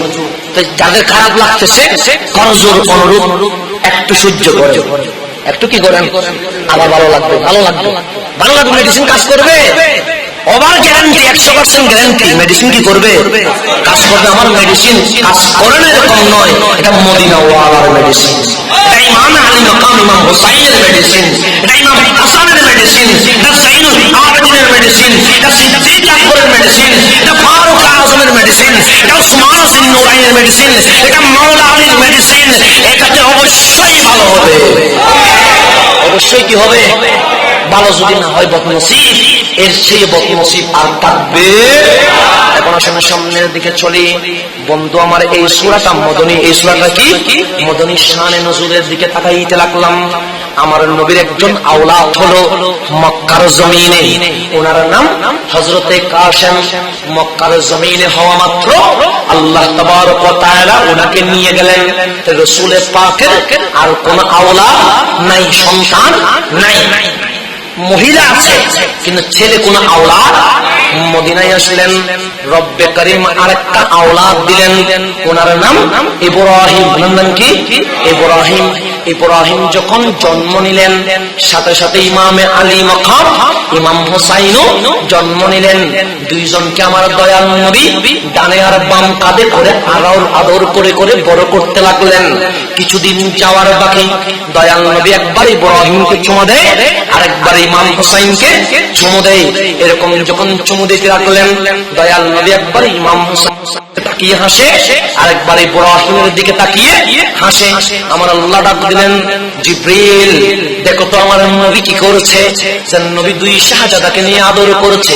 কি করতে লাগলো, যে কতক্ষণ হুসাইনকে দেখে হাসে, কতক্ষণ ইব্রাহিমকে দেখে হাসে। আল্লাহ ডাক দিয়ে বলল, দুইজন তো একসাথে রাখবো না, একটা নবীর কাছে রাখবো আর একটা আমার কাছে নিয়ে আসবো। একটা কার কাছে নিয়ে আসবো, আমার নবীকে জিজ্ঞেস করো কোনটা দিবে, যেটা নবী দিবে সেটা নিয়ে আসবো। জিবরিল আমিন নামলেন, মানব সুরত আকার ধারণ করে বললেন, নবীরে বড় আনন্দে আছেন মনে হয়। হ্যাঁ, হোসাইনকে আদর করছি, ইব্রাহিমকেও আদর করছি, দুই শাহজাদা আমার দুটোকে আমার বুকে রাখলাম। নবীরে আল্লাহর ফয়সালা, একটা আপনার বুকে থাকবে আর একটা আল্লাহর মেহমান হয়ে যাবে। নবীরে কারা দিবেন, যদি ইব্রাহিমকে দেন ইব্রাহিমকে নিয়ে যাব, যদি হুসাইনকে দেন হুসাইনকে নিয়ে যাব। কোনটা দিবেন? আমার নবী একবার হুসাইনের দিকে তাকায়, একবার ইব্রাহিমের দিকে তাকায়। দয়াল নবী একবার হুসাইনের দিকে তাকায় আর একবার ইব্রাহিমের দিকে তাকায়। তাক দিয়ে বলে, জিবরিল আমার ইব্রাহিম যদি চলে যায় আমি নবী একটু কষ্ট পাবো, কিন্তু আমার ফাতেমা কষ্ট পাবে না, আমার আলী কষ্ট পাবে না। আমার হুসাইনকে যদি দিয়ে দিই আমার ফাতেমা দুঃখ পাবে, আমার আলীও কষ্ট পাবে, আমি নবীও কষ্ট পাবো। হুসাইনকে রেখে দিলাম, ইব্রাহিমকে দিয়ে দিলাম। আমার নবী বললেন, হুসাইনকে কি করলাম, রেখে দিলাম ইব্রাহিমকে। ইব্রাহিম চলে গেলেন। নবীর এক শাহজাদা মক্কায়, ওনার নাম কাসেম, ওনাকেও আল্লাহ নিয়ে গেলেন। মদিনায় আরেক শাহজাদা, ওনার নাম ইব্রাহিম, ওনাকেও নিয়ে গেলেন। যখন নবীর আওলাদ চলে গেল, এখন আমার নবীর আর কোন পুত্র সন্তান নাই। আবু জাহাল, আবু লাহাব, উতবা, শাইবা, ইবনে ওয়াইল, ওরা সবাই হাসি তামাশা করতে লাগলো। তারা বলতে লাগলো, এই নবী নাকি ধর্ম দিয়ে যায়, এই নবী নাকি নিজের রিসালাতের কথা বলে যায়, এই নবীর শান নাকি সবার উপরে, এই নবীর জিকির নাকি সব কানে, একটা আওলাদও বেঁচে নাই। এই নবী যখন ইন্তেকাল করবে, নবীর ধর্ম থাকবে না, নবীর ইসলাম থাকবে না, নবীর নাম নেওয়ার কেউ থাকবে কেন? আওলাদ নাই, আওলাদ। আওলাদ যদি না থাকে, বাবার নাম কি নেওয়ার কেউ থাকবে? কারণ মানুষের নসল হয় সন্তানের মাধ্যমে। যখন এই কথা বলতে লাগলো, দয়াল নবী মুখ মলিন করে ফেলল। আল্লাহ সান্ত্বনা দেন, নবীরে আপনি ইমামুল মুরসালিন, নবীরে আপনি সাইয়্যিদুল আম্বিয়া, আপনি হচ্ছেন হুয়াল আউয়াল ওয়াল আখির। আমি যেরকম হুয়াল আউয়াল ওয়াল আখির, আমি প্রথম আমি শেষ, সৃষ্টির মধ্যে আপনি নবী প্রথম, নবীদের মধ্যে আপনি নবী শেষ। আমি যেরকম আউয়াল ওয়াল আখির, যখন কিছুই ছিল না তখন আমি ছিলাম, যখন কিছুই থাকবে না তখন আমি ডাকবো। এই সিফাত মাখলুকাত জগতের মধ্যে একজনকে দিলাম সৃষ্টি হিসেবে, আপনি প্রথম নবীদের মধ্যে, আপনি খাতামুল আম্বিয়া, আপনি খাতামুল নবীরে। আপনি মন খারাপ করলেন, আমি মক্কার জমিনে কাশেমকে নিয়ে নিলাম, মদিনার জমিনে ইব্রাহিমকে নিয়ে নিলাম। কাফের গুলো হাসি দেয়, কাফের গুলো তামাশা করে, কাফের গুলো টিটকিরি বলে, বলে নবীর নাম নাকি কেউ নিবে না, নবীর ইসলাম নাকি কেউ থাকবে না। নবীর কাশেম যদি থেকে যায়, ইব্রাহিম যদি থেকে যায়, ওনারা যদি নবী না হয়, ওনারা যদি রসুল না হয়, আমি আল্লাহ এটা সহ্য করতে পারবো? নবীর আওলাদ নবী হবে, রসুলের আওলাদ রসুল হবে। আপনি যেরকম রাহমাতুল লিল আলামিন, এরকম কোয়ালিটি আপনার আওলাদের থাকতে হবে। কিন্তু নবীরে আপনি তো শেষ নবী, আপনার উপরে তো আর নবী আসবে। তা আমি কাশেমকে ইব্রাহিমকে যদি রেখে দিই, ওনারা যদি নবী না হয়, এটাও তো আপনার সম্মানে আঘাত আসবে। সেই জন্য আপনার সম্মানের জন্য আঘাত না আসে, সেই জন্য বালেগ হওয়ার আগে শিশু অবস্থায় আপনার আওলাদকে নিয়ে নিয়েছি। আওলাদ দিয়েছি এই জন্য যাতে কাফেররা বলতে না পারে দয়াল নবীর পরে আওলাদ হয় নাই। কাফেরদের উত্তর দিয়েছি আওলাদ হয়েছে, রাখি নাই এই কারণে, কারণ আপনি খাতামুল নবীরে রাগ করে না। আবু জাহেল বলেছে কি হয়েছে, আবু লাহাব বলেছে কি হয়েছে, উতবা শাইবা বলেছে কি হয়েছে, ইন্না আতাইনা কাল কাউসার, এমন বলে আপনাকে দিয়েছি, জমিনও আপনার, আসমানও আপনার, আমার মাখলুকাতও আপনাকে দিয়ে দিয়েছে। সবাই আপনার জিকির করবে, আপনার জিকির কখনো বন্ধ হবে না। তাহলে এখন আসেন বন্ধু আমার গভীর মনোযোগ, টাইম যেটা আমার আরেকটা মাহফিল আছে, সেই কারণে আমি ইন্না আতাইনা কাল কাউসার এখনো ঢুকতে পারি নাই। তা আল্লাহ বলছেন ইন্না আতাইনা কাল কাউসার, এই আয়াতের মাধ্যমে আল্লাহ আমার নবীর শান বর্ণনা করেছেন। কে বর্ণনা করেছেন? ইন্না, ইন্না মানে অবশ্যই অবশ্যই, তাকে আল্লাহকে অবশ্যই বলার কোনো দরকার নাই। আল্লাহ যদি এমনিতেই বলে আমরা অবশ্যই ঈমান আনবো, যদিও বা বিয়াদব গুলো ঈমান আনবে না, বিয়াদব গুলো অবশ্যই বললেও ঈমান আনবে না, কসম করলেও ঈমান। কিন্তু যখন দয়াল নবীর শান, সেখানে আমার আল্লাহ বলেন আমি সেখানে অবশ্যই বলে আমার নবীর শান বর্ণনা করি। যেমন ইন্না আতাইনা কাল কাউসার ওয়া মা আরসালনাকা ইল্লা রাহমাতাল লিল আলামিন। আমি এখানে সবখানে তাকিদ দিয়ে দিয়ে ওয়া রাফা'না লাকা যিকরাকা, লাকা তাকিদ দিয়ে দিয়ে আমি বর্ণনা করি যাতে করে মুস্তাফার শান কেউ অস্বীকার করতে। তাহলে প্রথম আয়াতে আল্লাহ বলে ইন্না আতাইনা কাল কাউসার, কার শান বলেছে? নবীর শান। কার শান? নবীর শান। নবীর শান বলা যদি শিরক হয়, নবীর শান যদি বেদাত হয়, আল্লাহ যে আমার নবীর শান বলছে, আল্লাহ কি বেদাত একটু কম বুঝছে? তাহলে নবীর শান বলা এটা কার সুন্নাত? আল্লাহর সুন্নাত। তাহলে প্রথম আয়াত ইন্না আতাইনা কাল কাউসার, প্রথম আয়াতে নবীর শান। তারপর বলছে ফাসল্লি লিরাব্বিকা, নবীরে আমি যখন আপনার শান গাইতে লাগলাম, আপনি নবীও আমার শান গাইতে থাকেন। নামাজ এটা কার শান? আল্লাহর শান। ওয়ানহার, কুরবানি করে এটা কার শান? আল্লাহর শান। তো নবীরে আমি আপনার শান গাইব, আপনি আমার শান গাইবেন। আশকুরুনি আশকুরুকুম। তাই নবীর শান আছে না নাই? আল্লাহর শান আছে না নাই? 3 নম্বর আয়াতে বলছে ইন্না শানিয়াকা হুয়াল আবতার। মুস্তাফা আমি আপনার শান গাইব, আপনি আমার শান গাইবেন। মাঝখানে আপনার শানে যারা বেয়াদবি করবে, তাদের ইজ্জত, তাদের বংশ নির্বংশ করার দায়িত্ব আমি আল্লাহ নিয়ে নিয়েছি। একটা সূরায় আল্লাহর শান আছে, একই সূরায় নবীর শান আছে, একই সূরায় বেয়াদবের রাসূলের বিরোধিতা আছে না নাই? সুন্নিদের মাহফিলে আল্লাহর শান আছে না নাই? নবীর শান আছে না নাই? বেয়াদবদেরকে মেডিসিন আছে না নাই?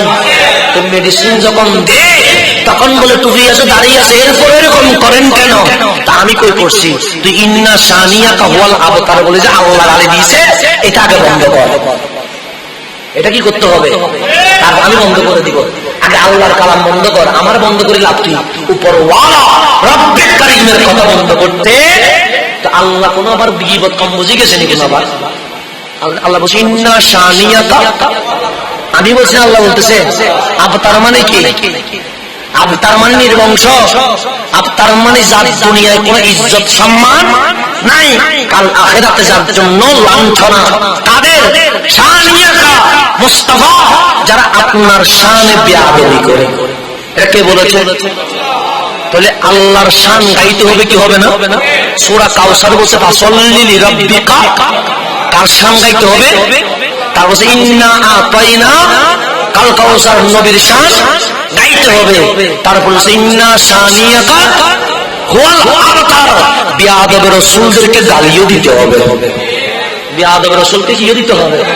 তখন ইসলামের আদর্শ বরাবর পরিপূর্ণ হয়ে যাবে। তাহলে সূরা কাউসারের যে মেসেজ আমার কাছে আলহামদুলিল্লাহ সেটাই পাওয়া যাচ্ছে, আমার কাছে সেটাই। আমাকে বন্ধ করে লাভ আছে? তুমি কোরআনের কাউসারের 2 আয়াত করে 3 আয়াত করে বন্ধ করে দিতে পারবে? হ্যাঁ, বলছে না না, এটা তো যেহেতু বিয়াদব রাসূলের বিরোধিতা, সেটা আমি মুছে দিব। পারবে?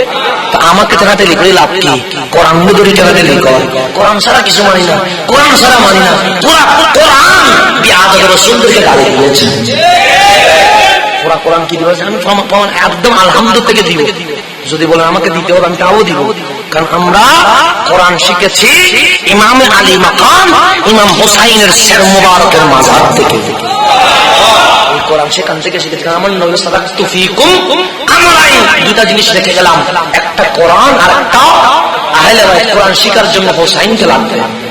এখন আসেন বন্ধু আমার সামনের দিকে যায়। ইন্না নিশ্চয়ই নিশ্চয়ই আতাইনা, আতাইনা মানে আমি আল্লাহ দিয়ে দিয়েছি। আতা একটা আছে আতাইতু আলিফ তা দিয়ে, একটা আছে আলিফ আইন দিয়ে। আতাইতু মানে আমার এই টিস্যুর মালিক, যদি আপনারা টিস্যুর মালিক আমি, কেমন মাহফিল কমিটি আমাকে দিয়ে দিয়েছেন টিস্যুর মালিক আমি বললাম আতাইতুকাল মিন্দিল, হুজুরকে আমি বললাম আপনাকে আমি কি দিলাম? মিন্দিলটা, রুমালটা, টিস্যুটা দিলাম। আলিফা তা দিয়ে বলছে আতাইতু। কতক্ষণ? যতক্ষণ আমার লাগবে না। 2-3 ঘন্টা পরে যখন আমার লাগতেছে আমি বললাম এটা আমারে দিয়ে দেন। উনি আমাকে দিতে বাধ্য। কেন? আমি শব্দ ইউজ করেছি আতাইতু, আপনাকে রাখতে দিয়েছি, ইউজ করেন। তবে আমার যখন লাগবে তখন আমাকে দিতে। আর আতাইতু মানে এরকম করে যখন বলছে আতাইতুকা মিন্দিল, আপনাকে রুমাল দিলাম। আমি যদি 2 ঘন্টা পরে বলি আমারে আবার দেন, উনি বললেন না আমি আবার দিব না। আমি বললাম কেন? তুমি বলেছো আতাইতু, এখানে আর ফেরত নিবেন, ফেরত যোগ্য। আল্লাহ বলছেন আসমান আমার, জমিন আমার, সূর্য আমার, তারকা আমার, জান্নাত আমার, গ্রহ উপগ্রহ রাশি নক্ষত্রাদি আমার, কিন্তু ইন্না আতাইনা কাল কাউসার সমস্ত মালিকানা আমার মুস্তাফাকে সুবর্ণ। এটা আমি আর জীবনে নিব, যেরকম ইচ্ছা আপনি সেরকম। সেই জন্য আমার নবী আনা কাসিমুন, বন্টন করি কে? আমি। কারণ আসমান আর জমিন সবগুলো আমার আল্লাহ কাকে দিয়ে দিয়েছে? আমাকে দিয়ে দিয়েছে। আনা কাসিমুন ওয়াল্লাহু ইউতি, আল্লাহু দেন কে? আল্লাহ। এখন আসলে সামনের দিকে চলে যায় বন্ধু আমার।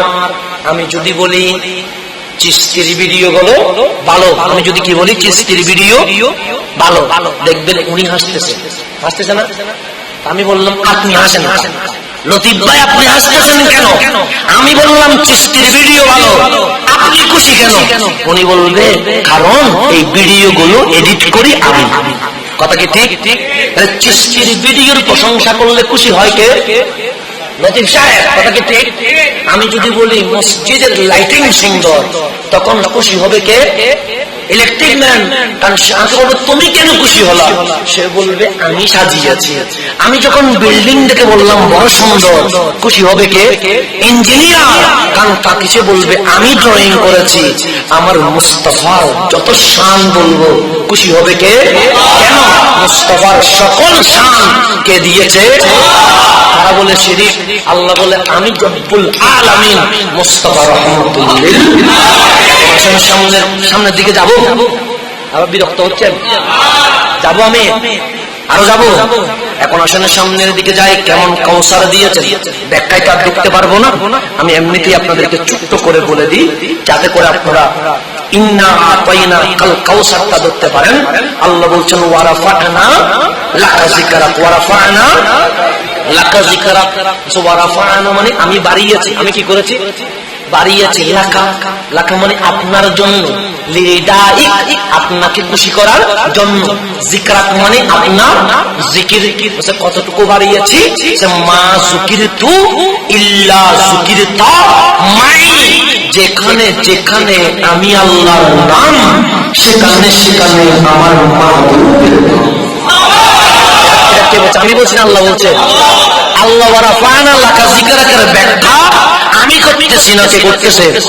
এখন আসেন রাইসুল মুফাসসিরিন হযরতে আব্দুল্লাহ ইবনে আব্বাস রাদিয়াল্লাহু তাআলা আনহুমা বলছেন ফি কওলিহি তাআলা, আল্লাহর বাণী ওয়ারাফা'না লাকা যিকরাক। এটা এই হাদিসটা ইমাম কুরতুবী আল জামিউ লি আহকামিল কোরআনের মধ্যে বলে, ইমাম তাবরী জামিউল বায়ানের মধ্যে, ইমাম শাফি আহকামুল কোরআনের মধ্যে, ইমাম জালালউদ্দিন সুয়ুতি আদ-দুররুল মানসুরের মধ্যে, ইমাম সানাআনী তাফসীরুল কোরআনের মধ্যে, ইমাম ইবনে কাসির তাফসীরুল কোরআনিল আযীমের মধ্যে, ইমাম শাওকানী ফাতহুল কাদিরের মধ্যে। এরকম কিতাবের নাম বলতে গেলে মাহফিল শেষ হয়ে যাবে, কিতাবের নাম শেষ হবে। মিলাইয়া দেখি, না মিললে আমি আছি। কে আছি?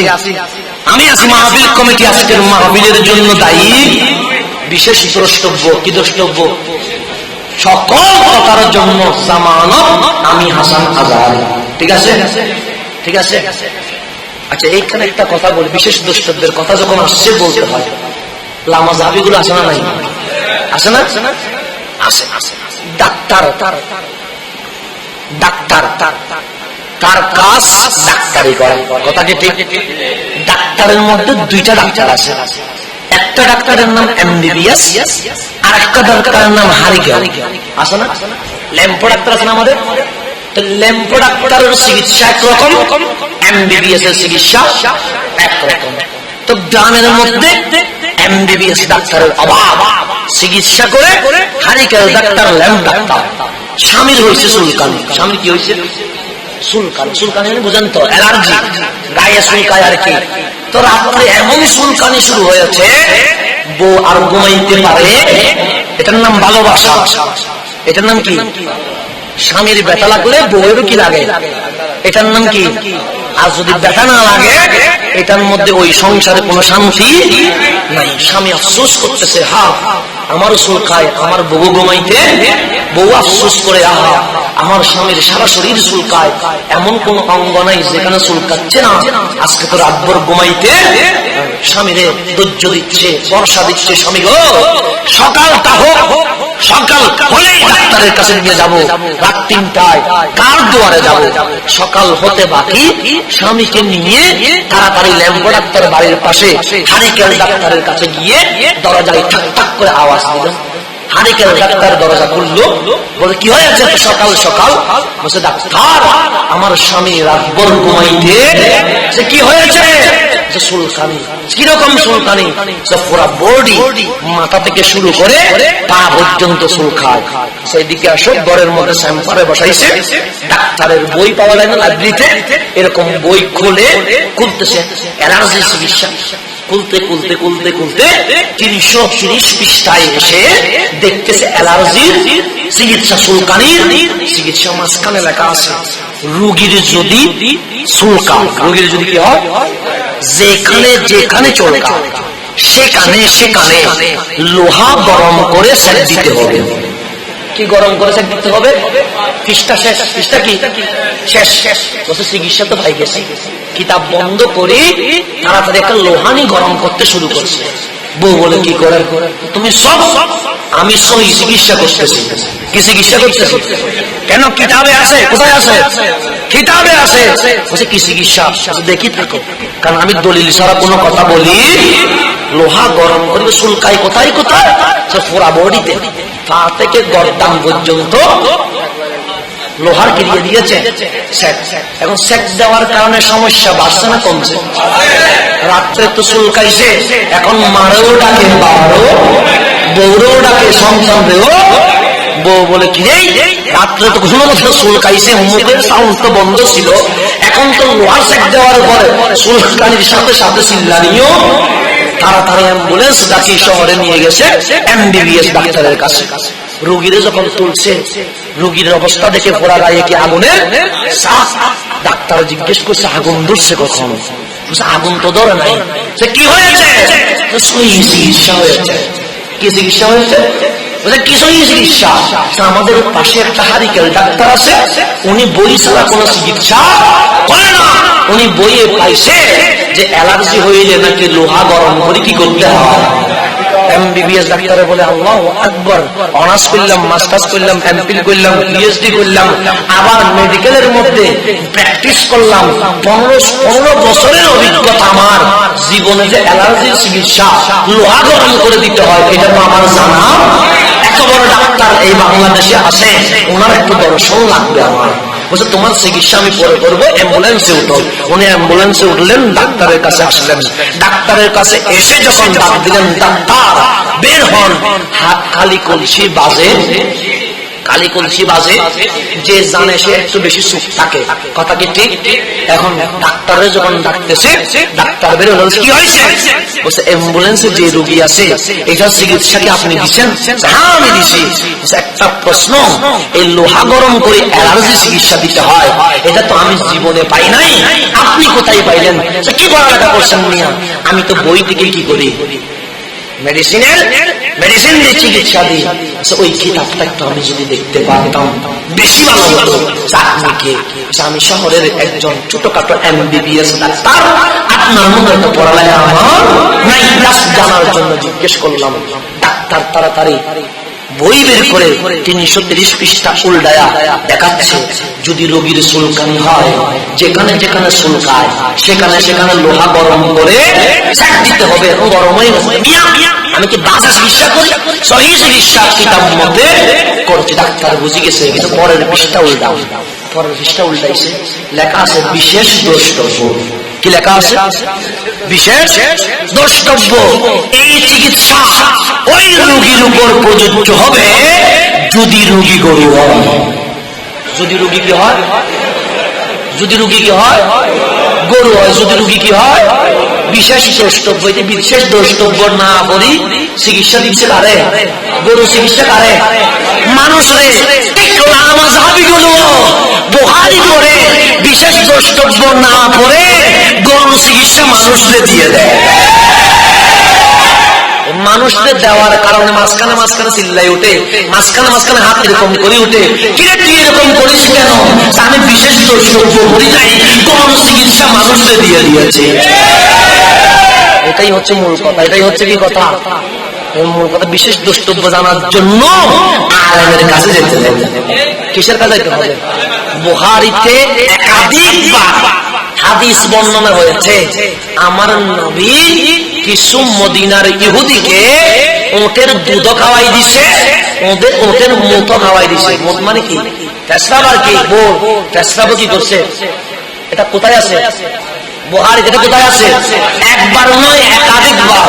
এখন বুখারীতে ওটের মুত খাওয়ার কথা, পেশরাব খাওয়ার কথা আছে। আপনি কি যাইয়া পেশরাব পাইতে পারবেন? খাইতে পারবেন? সই হাদিস আছে তো। কোথায় আছে? বুখারীতে। কিন্তু বুখারী ছাড়া মানে না। যে বলবে বুখারীতে আছে কিনা ওরে দড়ি গরুর মুখ খাওয়াই দিবেন, এটা বুখারীতে আছে। বেটা তুই আগে গরুর মুখ খা, কুত্তার মুখ খাওয়াবেন, ছাগলের মুখ খাওয়াবেন কেন? বুখারীতে আছে। কোথায় আছে? তো এই হাদিসের আমল আছে না নাই? নাই। এটা কি হয়ে গেছে? রহিত হয়ে গেছে। কেন? আমার নবী বলছে তোমরা পেশাব থেকে দূরে থাকো, কারণ পেশাবের ফোঁটাও যদি গায়ে লাগে এটার জন্য কাল কবরে এর শাস্তি হবে। এক হাদিস আর এক হাদিসকে কি করে দিয়েছে? রহিত। কিন্তু এই হাদিস বুখারীতে নাই, এই হাদিস অন্য কিতাবে আছে।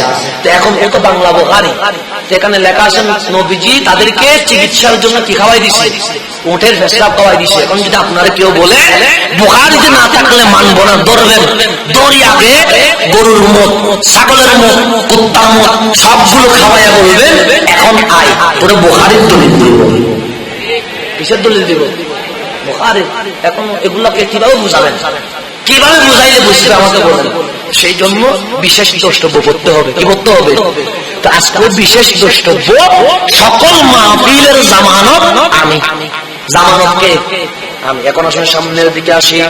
হযরতে আব্দুল্লাহ ইবনে আব্বাস বলছেন ওয়ারাফানা লাকা যিকরাক ইয়াকুলু লাহু, ইয়াকুলু লাহু মানে আল্লাহ নিজেই এর তাফসীর করছে লা যুকিরতু, নবীরে আমি আমার নাম কখনো নেই না, ইল্লা তবে হ্যাঁ যুকিরতা মাই, আমার সাথে আপনার নাম নেই। কোথায় কোথায়? ফিল আযান, আযানের মধ্যে আমার সাথে আপনার নাম, ওয়াল ইকামা, ইকামতের মধ্যেও আপনার নাম, ওয়াত তাশাহুদ, যে নামাজের মধ্যে কারো নাম নেওয়া হয় না সেখানেও আপনার নাম, ইয়াউমুল জুমআতে আলাল মানাবির, মিম্বরে যখন ইমামদারা যায় সেখানে যদি আলহামদুলিল্লাহি রাব্বিল আলামিন বলে আসসালাতু ওয়াসসালামু আলান নবিয়্যিল আমিন বলতে হয়। আল্লাহ বলছে ইয়াউমুল ফিতরে, ঈদের দিন, ইয়াউমুল আদহা, কুরবানির দিন, আইয়ামুত তাশরিক, ইয়াউমে তাশরিকের দিন, ইয়াউমে আরাফা, আরাফার দিন, ইনদাল জিমার, যখন পাথর নিক্ষেপ করে শয়তানকে তখন আমার নাম নিতে হয়, আপনি নবীর নাম নিতে হয়। আলাস সাফা ওয়াল মারওয়া, সাফা মারওয়ায় যখন সাই করে সেখানে আমি আল্লাহর নাম নিতে হয়, আপনি নবীর নামও নিতে হয়। ওয়াফি খুতবাতিন নিকাহে, বিয়ের খুতবার মধ্যে যেই বিয়ে আমি আপনি করি সেখানে আল্লাহর নামও নিতে হয়, নবীর নামও নিতে হয়। আল্লাহ বলেন ফি মাশারিকিল আরদি ওয়া মাগারিবিহা, উত্তর থেকে দক্ষিণ, পূর্ব থেকে পশ্চিম, আমার বান্দা যখন আমার নাম নিবে সেখানে আপনি নবীরও নাম নিতে হবে। আপনাকে বাদ দিয়ে নাম নিলে ওই নাম কবুল। আল্লাহ ফতোয়া দিচ্ছে ওয়ালাউ যদি আন্না, নিশ্চয় রজুলান, কোন ব্যক্তি, আব্দাল্লাহি জাল্লা সানাহু, কোন মূর্তির পূজা করে নাই, এক আল্লাহর বান্দা হয়ে, ওয়াসাদদাকা ওয়ালাউ আন্না রজুলান আব্দাল্লাহ জাল্লা সানাহু, কোন বান্দা যদি বলে আমি কার বান্দা? আল্লাহর বান্দা, তাওহীদকে মেনে নেয়, ওয়াসাদদাকা বিল জান্নাহ, জান্নাতের উপর বিশ্বাস করে, ওয়ান নারি, জাহান্নামের উপর বিশ্বাস করে, ওয়া কুল্লি শাইইন, আর লৌহে কলম দেখে নাই এগুলোর উপর যদি বিশ্বাস করে, ওয়ালাম ইয়াশহাদ আন্না মুহাম্মাদান রাসূলুল্লাহ, সব কিছুর উপর ঈমান আনলো কিন্তু আপনি নবীকে রাসূল হিসেবে মানে নাই, লাম ইয়ানতাফি বিশাইইন ওয়া কানা কাফিরান, সব কিছুর উপর ঈমান আনলেও, নামাজ পড়লে, রোজা রাখলে, হজ করলে, যাকাত দিলে, নবীরে আপনাকে যদি বাদ দিয়ে দেয় তার কোনো আমল কোনো উপকারে আসবে না। ওয়া কানা কাফিরান, আমি নয়, আপনি নয়, আল্লাহ বলছেন তাকে আমি কাফের হিসেবে ফতোয়া দিলাম। ফতোয়াকে দিয়েছে, ফতোয়াকে দিয়েছে, আমি কিতাবের রেফারেন্স দিয়েছি। ইন্না আতাইনা আল কাউসার মানে নবীরে এত বেশি দিয়েছি যেখানে আমি আল্লাহর নাম সেখানে আপনি নবীর নাম, সেখানে আপনি নবীর নাম। বলছে কাউসার মানে কি? কাউসার মানে হাউজে কাউসার। কাউসার মানে কি? এত বেশি আওলাদ আপনাকে দিয়েছি, কিয়ামত পর্যন্ত হাসান হুসাইনের আওলাদ থাকবে, বিয়াদত গুলো, এজিদ গুলো নির্বংশ হয়ে যাবে। এত বেশি উম্মত আপনাকে দিয়েছি, আপনার শান প্রত্যেক যুগে যুগে, প্রত্যেক মিনিটে, প্রত্যেক সেকেন্ডে থাকবে, কিন্তু বিয়াদতদের নাম থাকবে না। বলছেন নবী নেই আপনার উম্মতকেও আমি কি করে দিয়েছি? ক্ষমা করে দিয়েছি। কাউসার মানে ক্ষমা করে দেওয়া। কাউসার মানে এত বেশি উম্মতকে ক্ষমা করব, আর কোন এরকম নবীর উম্মতকে ক্ষমা করব না। কাউসার মানে আরো শুনে নেন, কাউসার মানে আল্লাহ বলছেন যে আল্লাহ আমি কাউকে দেখা দেই নাই, মিন ওয়ারাইল হিজাব, শুধুমাত্র মুসার সাথে পর্দার ভেতরে কথা বলেছি, পর্দা সরাই নাই। মুস্তাফারে কাউসার মানে গোপন আল্লাহ আপনার কাছে ওপেন হয়ে গেছে। আপনার কাছে কি হয়ে গেছে? বাস ইন্না আতাইনাকাল কাউসারের তাফসীর আমার আলা হযরত থেকে শুনেন। আমার আলা হযরত বলেন জমিন ও সামা तुम्हारे लिए, मकीन व मका तुम्हारे लिए, चुनी व चुना तुम्हारे लिए, हम आई यहाँ तुम्हारे लिए, बने तू जहां तुम्हारे लिए। आरो বলছেন জান্নাত से क्या मतलब है, ऐ वहाबी दौर हो, हम रसूलुल्लाह की जन्नत रसूलुल्लाह की। जमीन এটা আপনার, আসমান এটা আপনার, জান্নাত এটা আপনার, সূর্য এটা আপনার, তারকা এটা আপনার, চাঁদ এটা আপনার। সেই জন্য আমি যদি হাত তুলি চাঁদ নড়ে না। মুস্তাফা যখন আঙ্গুল তুলে চাঁদ যখন দুই টুকরো হয়ে বলে মুস্তাফা আমি চাঁদও আপনার, সূর্য ডুবে গেছে। মুস্তাফা যখন হাত মেরে দিয়েছে সূর্য বলে ওঠে নবীরে আমি আপনার। জান্নাতের দরজায় আমার নবী ঠাক ঠাক করে আওয়াজ করবে, ভিতর থেকে বলবে মান কে? তখন আমার নবী বলবে আনা রাসূলুল্লাহ, আমি জান্নাতের বাদশা মুস্তাফা। দরজা খুলে যাবে, রব্বে করিম ডাক দিয়ে বলবে আমি আল্লাহ। আল্লাহ হয়ে আপনি নবীর ইন্তজারে আছেন। ইন্না আতাইনা কাল কাউসার, জান্নাতের দরজা যাকে লাব্বাইক বলার জন্য দাঁড়িয়ে থাকবে ওটার নাম রাহমাতুল লিল, ওটার নাম রাহমাতুল লিল আলামিন। এরকম করে কাউসারের ব্যাখ্যা করতে গেলে কাউসার শব্দের ব্যাখ্যা কখনো সহজ হবে। কাসির মানে বেশি, কাসির মানে কি? আকসার মানে আরো বেশি। আর মুবালাগার শব্দ কাউসার, কাউসার মানে যেখানে আর কোনো গণনা করা যায় না। যতটুকু পর্যন্ত আমার রব বলেছে আলহামদুলিল্লাহি রাব্বিল, অতটুকু পর্যন্ত ওয়ামা আরসালনাকা ইল্লা নাম হচ্ছে কাউসার। এটার নাম কি? তারপর আমার আল্লাহ বলেন ফাসাল্লি লিরাব্বিকা, নবীরে আপনাকে যখন সব দিয়ে দিলাম এখন আপনি সিজদা দিয়ে আপনার রবের শুকরিয়া আদায় করেন।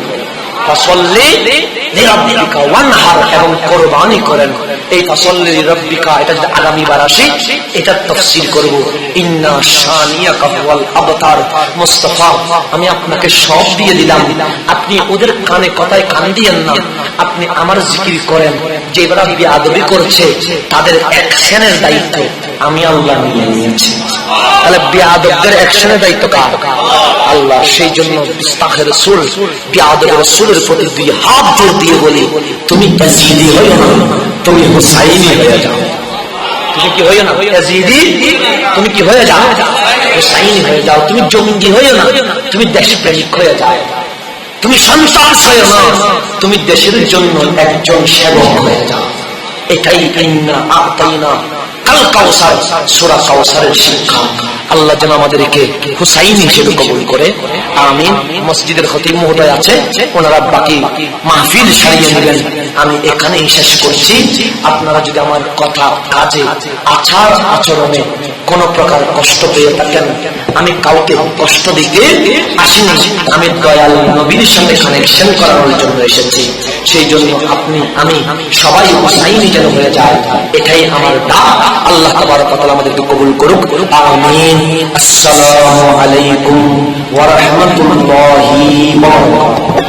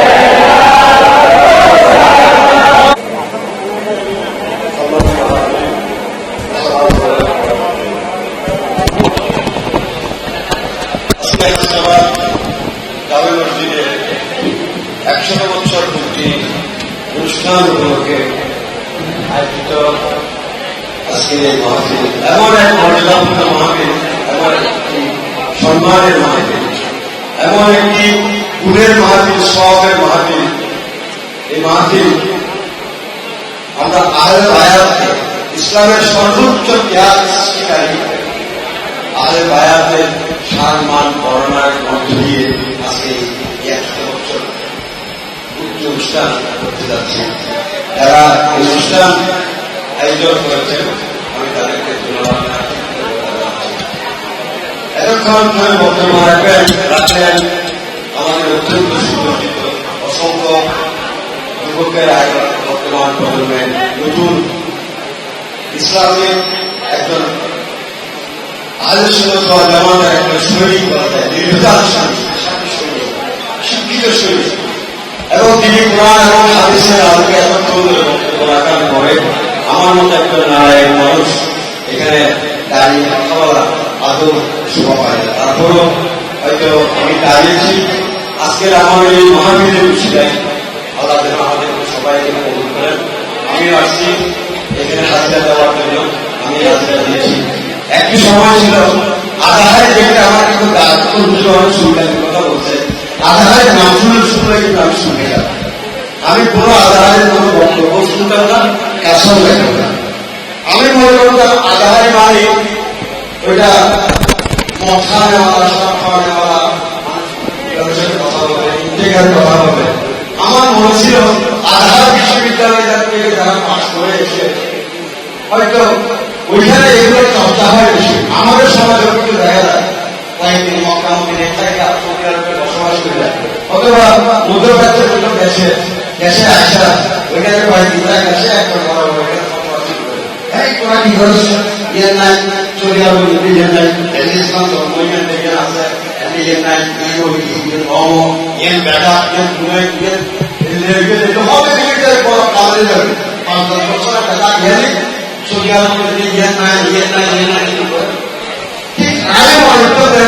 আগামী বিশ্ববিদ্যালয়ে যারা পড়িয়ে রাখি তারা সম্ভবত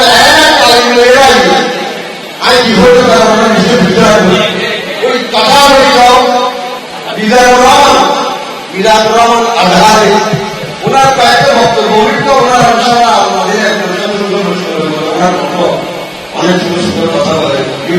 আমি ইউটিউব দেখা ইউটিউব করে আপনার গুগলের কাজ দিলে কিন্তু আজকে গুগলের একটা বিষয় এই সমস্ত এই সমস্ত সামাজিক দল তারা ইউটিউব পেয়ে যাও আমার হুজুর বলেছেন ইউটিউব দখল করে আছে। আমি আজকে প্রজন্মকে অনুরোধ করব, বর্তমান বিশ্বের সবচেয়ে জনপ্রিয় মাধ্যম হচ্ছে গুগল, ইউটিউব।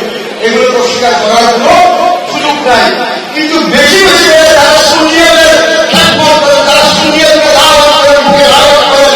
ওই সমস্ত আশিকে রাসূলরা তারা বেশি বেশি করে ইউটিউব এবং গুগলের মধ্যে বিভিন্ন পোস্ট তারা দেয়, দিয়ে এই সমস্ত আধারের বিরুদ্ধে এই সমস্ত দাম ভাড়া দেওয়ার যখন ওইটা প্রচারিত হবে তাহলে মানুষের বিশ্বাস দূর হবে। আমি এক সময় ছিলাম, আমি আধারের কথা বলতাম না, হুজুরের কয়েকটা বক্তব্য আমি শুনেছি এবং আমার সব হুজুর বিশেষ করে আমার বিদ্যায় দিয়ে এখানে আগেছিলেন ওনার চিন্তা ওনার একটি প্রশ্ন করে বসলাম, হুজুর আধার বিশ্ববিদ্যালয়ে এগুলো শেখানো হয়, কাউকে ইন্টার ভাষিক ভাবে বলা হয়, কাউকে মন্তব্য সারাপ করে বলা হয়, এগুলোকে শেখানো হয়।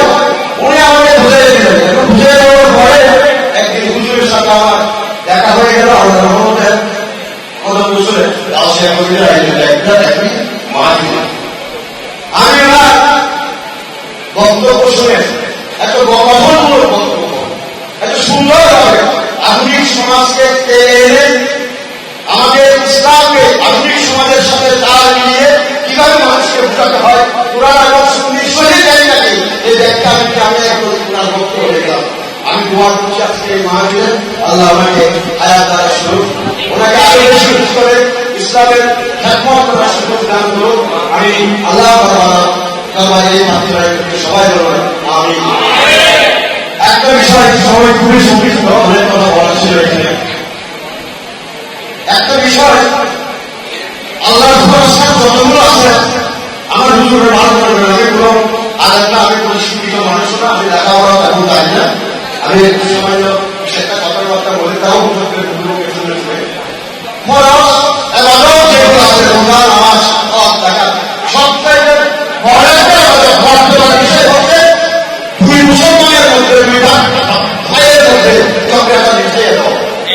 এটা হুজুরের ভালো লাগবে, কিন্তু আমি দেখতে যাচ্ছি এই কথাটা সত্য। আপনি এক ওয়াক্ত নামাজ পড়ে 5 ওয়াক্ত নামাজ পড়ে 1.5 ওয়াক্ত পাবেন, একটি হজ করে 1.5 ওয়াক্ত পাবেন, তার থেকে বেশি ওয়াক্ত হবে দুই ভাইয়ের ঝগড়া, দুই মুসলমানের ঝগড়া, দুই প্রতিবেশীর ঝগড়া, দুই সমতুল্য মানুষের ঝগড়া মিটিয়ে দেওয়া একজন মুসলমানের অত্যন্ত দায়িত্ব।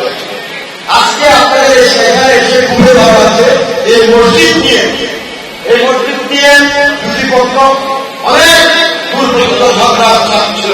আজকে আলহামদুলিল্লাহ আল্লাহ শুকরিয়া আদায় করছি, লক্ষ লক্ষ শুকরিয়া আদায় করছি। আজকে উভয় পক্ষের মানুষের সম্মিলিত ভাবে আজকে একখানে বসে যে আপনারা আজকে আয়োজন করছেন, এই জন্য আমি আল্লাহ শুকরিয়া আদায় করার পাশাপাশি আমার প্রেরণী হযরত মুহাম্মদ মুস্তাফা সাল্লাল্লাহু আলাইহি ওয়াসাল্লামের প্রতি অসংখ্য দরুদ সালাম সাথে সাথে আমি ধন্যবাদ জানাচ্ছি এই মসজিদ কমিটিকে। আপনারা এভাবে ছাত্রদের বন্ধনে আবদ্ধ হয়ে আমাদের সমাজকে, আমাদের ধর্মকে, আমাদের সুনিয়তকে আপনারা এগিয়ে নিয়ে যান। ইনশাআল্লাহ আল্লাহ আপনাদের সাথে আছেন, রাসূল আপনাদের সাথে আছেন, ওলিয়া কেরাম আপনাদের সাথে আছেন। আমি না জানি যতদিন আপনাদের জগতে আছি আমি আপনাদের সাথে আছি, এবং আমার পক্ষ থেকে যতটুকু সহযোগিতা করার দরকার আমি ইনশাআল্লাহ আপনাদেরকে করে দেবো। আমি ঘোষণা দিতে চাই আপনাদের একটা দাম হিসেবে রাখেন, আপনাদের এই দিকে একটা গাইওয়াল করে দেওয়ার জন্য ইনশাআল্লাহ আমি বিষয়ের সাথে কথা বলেছি।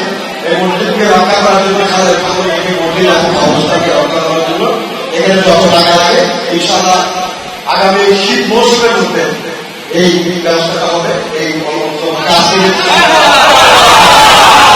সবাইকে ধন্যবাদ জানাচ্ছি। আপনারা আমার জন্য দোয়া করবেন, আমিও আপনাদের জন্য দোয়া করবো। আর বিশেষ করে আমাদের হুজুরকে তৌফিক করতে কষ্ট করে ওনার সময় সংকীর্ণতার মধ্যে দিয়ে এখন যে তৌফিক করেছেন আমরা এগুলো তাকে বুঝে শুনে এবং এগুলো মেনে যাতে চলতে পারি। প্রত্যেকটা কথাই কিন্তু আপনারা যে মনোযোগ সহায়ক হিসেবে থাকেন তাহলে বুঝতে পারবেন প্রত্যেকটা কথাই ছিল কিন্তু আমাদের এক একটা দিক নির্দেশনা, এক একটা গাইডলাইন আমাদের জন্য, বিশেষ করে পুরো ইসলামী সমাজের জন্য, পুরো সুন্নিয়তের সমাজের জন্য একটা গাইডলাইন ছিল। এই গাইডটা অনুসরণ করা যারা আল্লাহ আমাদেরকে তৌফিক দেয়, সবাই আমিন। আমি আর বিশেষ কিছু বলবো না, এখন হুজুরের পরিচালনা পরিচালনা করবে। সবাইকে আপনার সর্বসাথে আসসালামু আলাইকুম ওয়া রাহমাতুল্লাহ। আলহামদুলিল্লাহি রাব্বিল আলামিন আর-রাহমানির রাহিম মালিকি ইয়াউমিদ্দিন ইyyaka নa'budu ওয়া ইyyaka নাস্তাঈন আলহামদুলিল্লাহি রাব্বিল আলামিন ওয়াস-সালাতু ওয়াস-সালামু আলা আশরাফিল খালqi সাইয়্যিদিল মুরসালিন ওয়া আলা আলিহি ওয়া আসহাবিহি ওয়া আহবাবিহি ইলা ইয়াউমিদ্দিন। রব্বুল আলামিন পরওয়ারদিগার হাসনাবাদ জামে মসজিদ পরিচালনা কমিটি এবং এলাকার তরুণ সমাজের ব্যবস্থাপনায় রব্বে করিম অত্র মসজিদের শততম বছর পূর্তি হিজরি নববর্ষ এবং শোধায় কারবালার মাহফিলের স্মরণে আজিম শান এই নুরানি মিলাদ মাহফিল শেষ করে মাওলা তোমার শাহী দরবারে উপহার তুলে দিয়েছি। মাওলা রব্বে করিম আমাদের সকলের খালি হাতকে তুমি কবুল করে নাও, আমাদের জীবনের গুনাহ মাফ করে দাও, আমাদের মা বাবার জীবনের গুনাহ মাফ করে দাও, আমাদের উস্তাদ মুরব্বিদের জীবনের গুনাহ মাফ করে দাও। রব্বে করিম যখন দুহাত তুলে দিলাম তখন অনেকে আপন মাকে আঁধার কবরে রেখে দিয়ে চলে এসেছে। অনেকে আপন বাবাকে আঁধার কবরের বাসিন্দা করে দিয়েছে। মায়ের দিক থেকে, বাবার দিক থেকে, মা বাবা, দাদা দাদি, নানা নানি, চাচা চাচি, ফুফা ফুফু, কালা কালো আত্মীয় স্বজন, মহল্লাবাসী, বাইকাদের বন্ধু বান্ধব যারা আঁধার কবরের বাসিন্দা হয়ে গেছে প্রত্যেকের কবরকে জানি না মেরে যাদের মা বেঁচে আছেন অথবা বাবা বেঁচে আছেন অথবা উভয়জন বেঁচে আছেন প্রত্যেকের মা বাবাকে সুস্বাস্থ্য সুদীর্ঘ হায়াত দান করুন। রব্বে করিম পরওয়ারদিগার এখানে অনেকে অসুস্থ হয়ে হাত তুলে দিয়েছে মাওলা, অনেকে আপন ঘর বাড়িতে অসুস্থ হয়ে আছে মাওলা, অনেকে হসপিটাল বা ক্লিনিকে দু চোখের পানি ছেড়ে দিয়েছে মাওলা। আমার যত অসুস্থ নর নারী মুমিন মুমিনাত মুসলিমিন মুসলিমাত অসুস্থ হয়ে দুটো হাত তোমার শাহী দরবারে হাত করে দিয়েছে মাওলা। ডাক্তারের চিকিৎসা যেখানে শেষ, তুমি মাওলার চিকিৎসা সেখানে শুরু। তুমি শাফি, তুমি কাফি, সকল অসুস্থ নর নারীকে তুমি শেফায়ে কামেলা দান করো। রব্বে করিম, অনেকে ঋণগ্রস্ত হয়ে হাত তুলেছে, তুমি ঋণ মুক্ত করে দাও। অনেকে বেকার হয়ে হাত তুলেছে, কাজের ব্যবস্থা করে দাও। অনেকে বিভিন্ন কাজে কর্মে শ্রমে পেশায় নিয়োজিত আমার কর্মজীবী ভাইয়েরা হাত তুলে দিয়েছে, তাদের আপন আপন কাজে আপন আপন পেশায় হালাল রিজিক দিয়ে ভরপুর করে দাও। অসংখ্য ব্যবসায়ী হাত তুলেছে, তাদের ব্যবসায় দিন উন্নতি তরক্কি দান করো। স্কুল কলেজ ইউনিভার্সিটি মাদ্রাসায় অধ্যয়নরত শিক্ষার্থীরা হাত তুলে দিয়েছে, তাদেরকে আমার দেশের সূর্য সন্তান হিসেবে কবুল করো। ঘরের ভেতর আমার মা বোনগুলো হাত তুলে দিয়েছে, আমার মা বোনের হকের মধ্যে দোয়া কবুল করো। যাদের বাচ্চা হয় নাই, মা ডাক শোনে নাই, বাবা ডাক শোনে নাই, তাদেরকে বাচ্চা দিয়ে মনটা ঠান্ডা করে দাও। যাদের বিয়ে হয় নাই, বিয়ের ব্যবস্থা করে দাও। আমার সাথে ওলামায়ে কেরাম হাত তুলে দিয়েছে, ওলামায়ে কেরামের ওয়াসিলায় আমাদের ফরিয়াদকে কবুল করো। আমাদের সাথে মুরব্বিয়ানে কেরাম হাত তুলেছেন, ওনাদের সুস্বাস্থ্য সুদীর্ঘ হায়াত দান করো। তব্বকে তরুণ যুবকদেরকে আল্লাহ প্রথম থেকে শেষ পর্যন্ত আমি দেখতে পাচ্ছি আমার যুবকদের উপস্থিতি। তারা চাইলে নাটক দেখতে পারত, সিনেমা দেখতে পারত, চায়ের দোকানে আড্ডা দিতে পারত, বন্ধুদের সাথে ঘুরতে পারত, সকল কিছু বাদ দিয়ে হুসাইনের প্রেমে তোমার নবীর মোহাব্বতে তোমাকে রাজি করার জন্য বসে আছে। আমার যুবকদেরকে তোমার হাওলা করে দিয়েছে, তাদেরকে তুমি কবুল করে নাও। ছোট্ট ছোট্ট মাসুম বাচ্চাগুলো হাত তুলেছে, তাদের কোনো গুনাহ নাই অপরাধ নাই। এই মাসুম বাচ্চাগুলোকে নিয়ে তাদের মা বাবার স্বপ্ন দেখছে, তাদেরকে আমার দেশের রত্ন হিসেবে কবুল করো। অসংখ্য আপনজন প্রবাস জীবনকে সঙ্গী করে নিয়েছে, প্রত্যেক প্রবাসীকে তোমার আমানতে হেফাজতে কবুল করো। মাওলা, পবিত্র মসজিদ আজ 100 বৎসর পূর্ণ হয়েছে মাওলা। এই 100 বৎসর পরিপূর্ণ হওয়ার পিছনে যারা অবদান রেখেছে, বিশেষ করে হাজী ইয়াকুব আলী মরহুম, ওনার কবরকে জান্নাতের বাগান বানাও। ইবাদত আলী চৌধুরী, হাজী মীর হোসেন, ওনাদের কবরকে জান্নাতের বাগান বানাও। ওনাদের বংশের জন্য দোয়া চেয়েছেন, মাওলা ওনাদের হকের মধ্যে দোয়া কবুল করুন। এভাবে করে মৃত মনিরুল হক, সৈয়দুল হক, হাজী আলী আহমদ, মুন্না মিয়া, শফিউল রহমান, ইবাদত আলী চৌধুরী, সিদ্দিক আহমদ, মাহমুদুর রহমান, খায়রুল জামান, সালেহ আহমদ চৌধুরী, হাজী মীর হোসেন, হাজী আবুল কাশেম, হাজী শফিউর রহমান, হাজী ইসহাক ফকির, জুর মিয়া সহ যাদের নাম লিখতে পেরেছে, যাদের নাম লেখা হয়নি, তোমার দপ্তরে কারো নাম গোপন নাই, মাওলা প্রত্যেকের হকের মধ্যে দোয়া কবুল করো। বর্তমান যারা মসজিদ পরিচালনা কমিটি আছে, ওনাদের খেদমতকে তুমি কবুল করো। রব্বে করিম, আরো বেশি খেদমত করার তৌফিক দান করো। আজকের মাহফিল করার পিছনে যুবকদের, তরুণদের বড় ভূমিকা আছে মাওলা, তাদেরকে হুসাইনি কাফেলার সৈনিক হিসেবে করো। আজকের মাহফিল করতে গিয়ে যারা টাকা দিয়েছেন, অর্থ দিয়েছেন, পয়সা দিয়েছেন, 1 টাকার বিনিময়ে 1000 টাকার বরকত দাও। আল্লাহ অনেকে শ্রম দিয়েছেন, খাটনি দিয়েছেন, পরামর্শ দিয়েছেন, সর্বোপরি হাজির হয়ে আজকের মাহফিলকে রওনা করে দিয়েছেন। প্রত্যেকের হাজিরকে তুমি কবুল করো। যারা অশান্তিতে আছে শান্তি করে দাও, যারা পেরেশানিতে আছে দূর করে দাও, যারা সমস্যায় আছে সমাধান করে দাও, যারা টেনশনে আছে মুক্ত করে দাও। সকলকে সুখময় শান্তিময় জীবন দান করো। দুনিয়াতে রিজিকের কমতি দিও না, আখিরাতের মধ্যে আমলের কমতি দিও না মাওলা। আগামীতে আরো সুন্দরভাবে মাহফিল করার তৌফিক দান করো। এই মাহফিলকে কিয়ামত পর্যন্ত জারি রাখো মাওলা। যেই পথে প্রতীক হয়ে আউলিয়া কিরাম তোমাকে রাজি করেছে, সেই পথের প্রতীক হিসেবে আমাদেরকে কবুল করো। দয়াল নবীর সাহারা আমাদের উপর দান করো। রব্বে করিম, যখন শেষ সময় চলে আসবে, শেষ নিঃশ্বাস যখন চলে আসবে, মালাকুল মউত যখন জান কবজ করবে, ওই কঠিন মুহূর্তে মদিনাওয়ালা, কামলিওয়ালা, শফিউল মুসনাবিন, রাহাতুল আশিকিন, আহমদ মুজতবা, মুহাম্মদ মুস্তাফা সাল্লাল্লাহু আলাইহি ওয়াসাল্লামের চেহারায়ে আনোয়ার দেখে দেখে আপন আপন মুর্শিদের মুখে মুখে আমাদের জবান থেকে জারি করে দাও, শাহাদাতান লা ইলাহা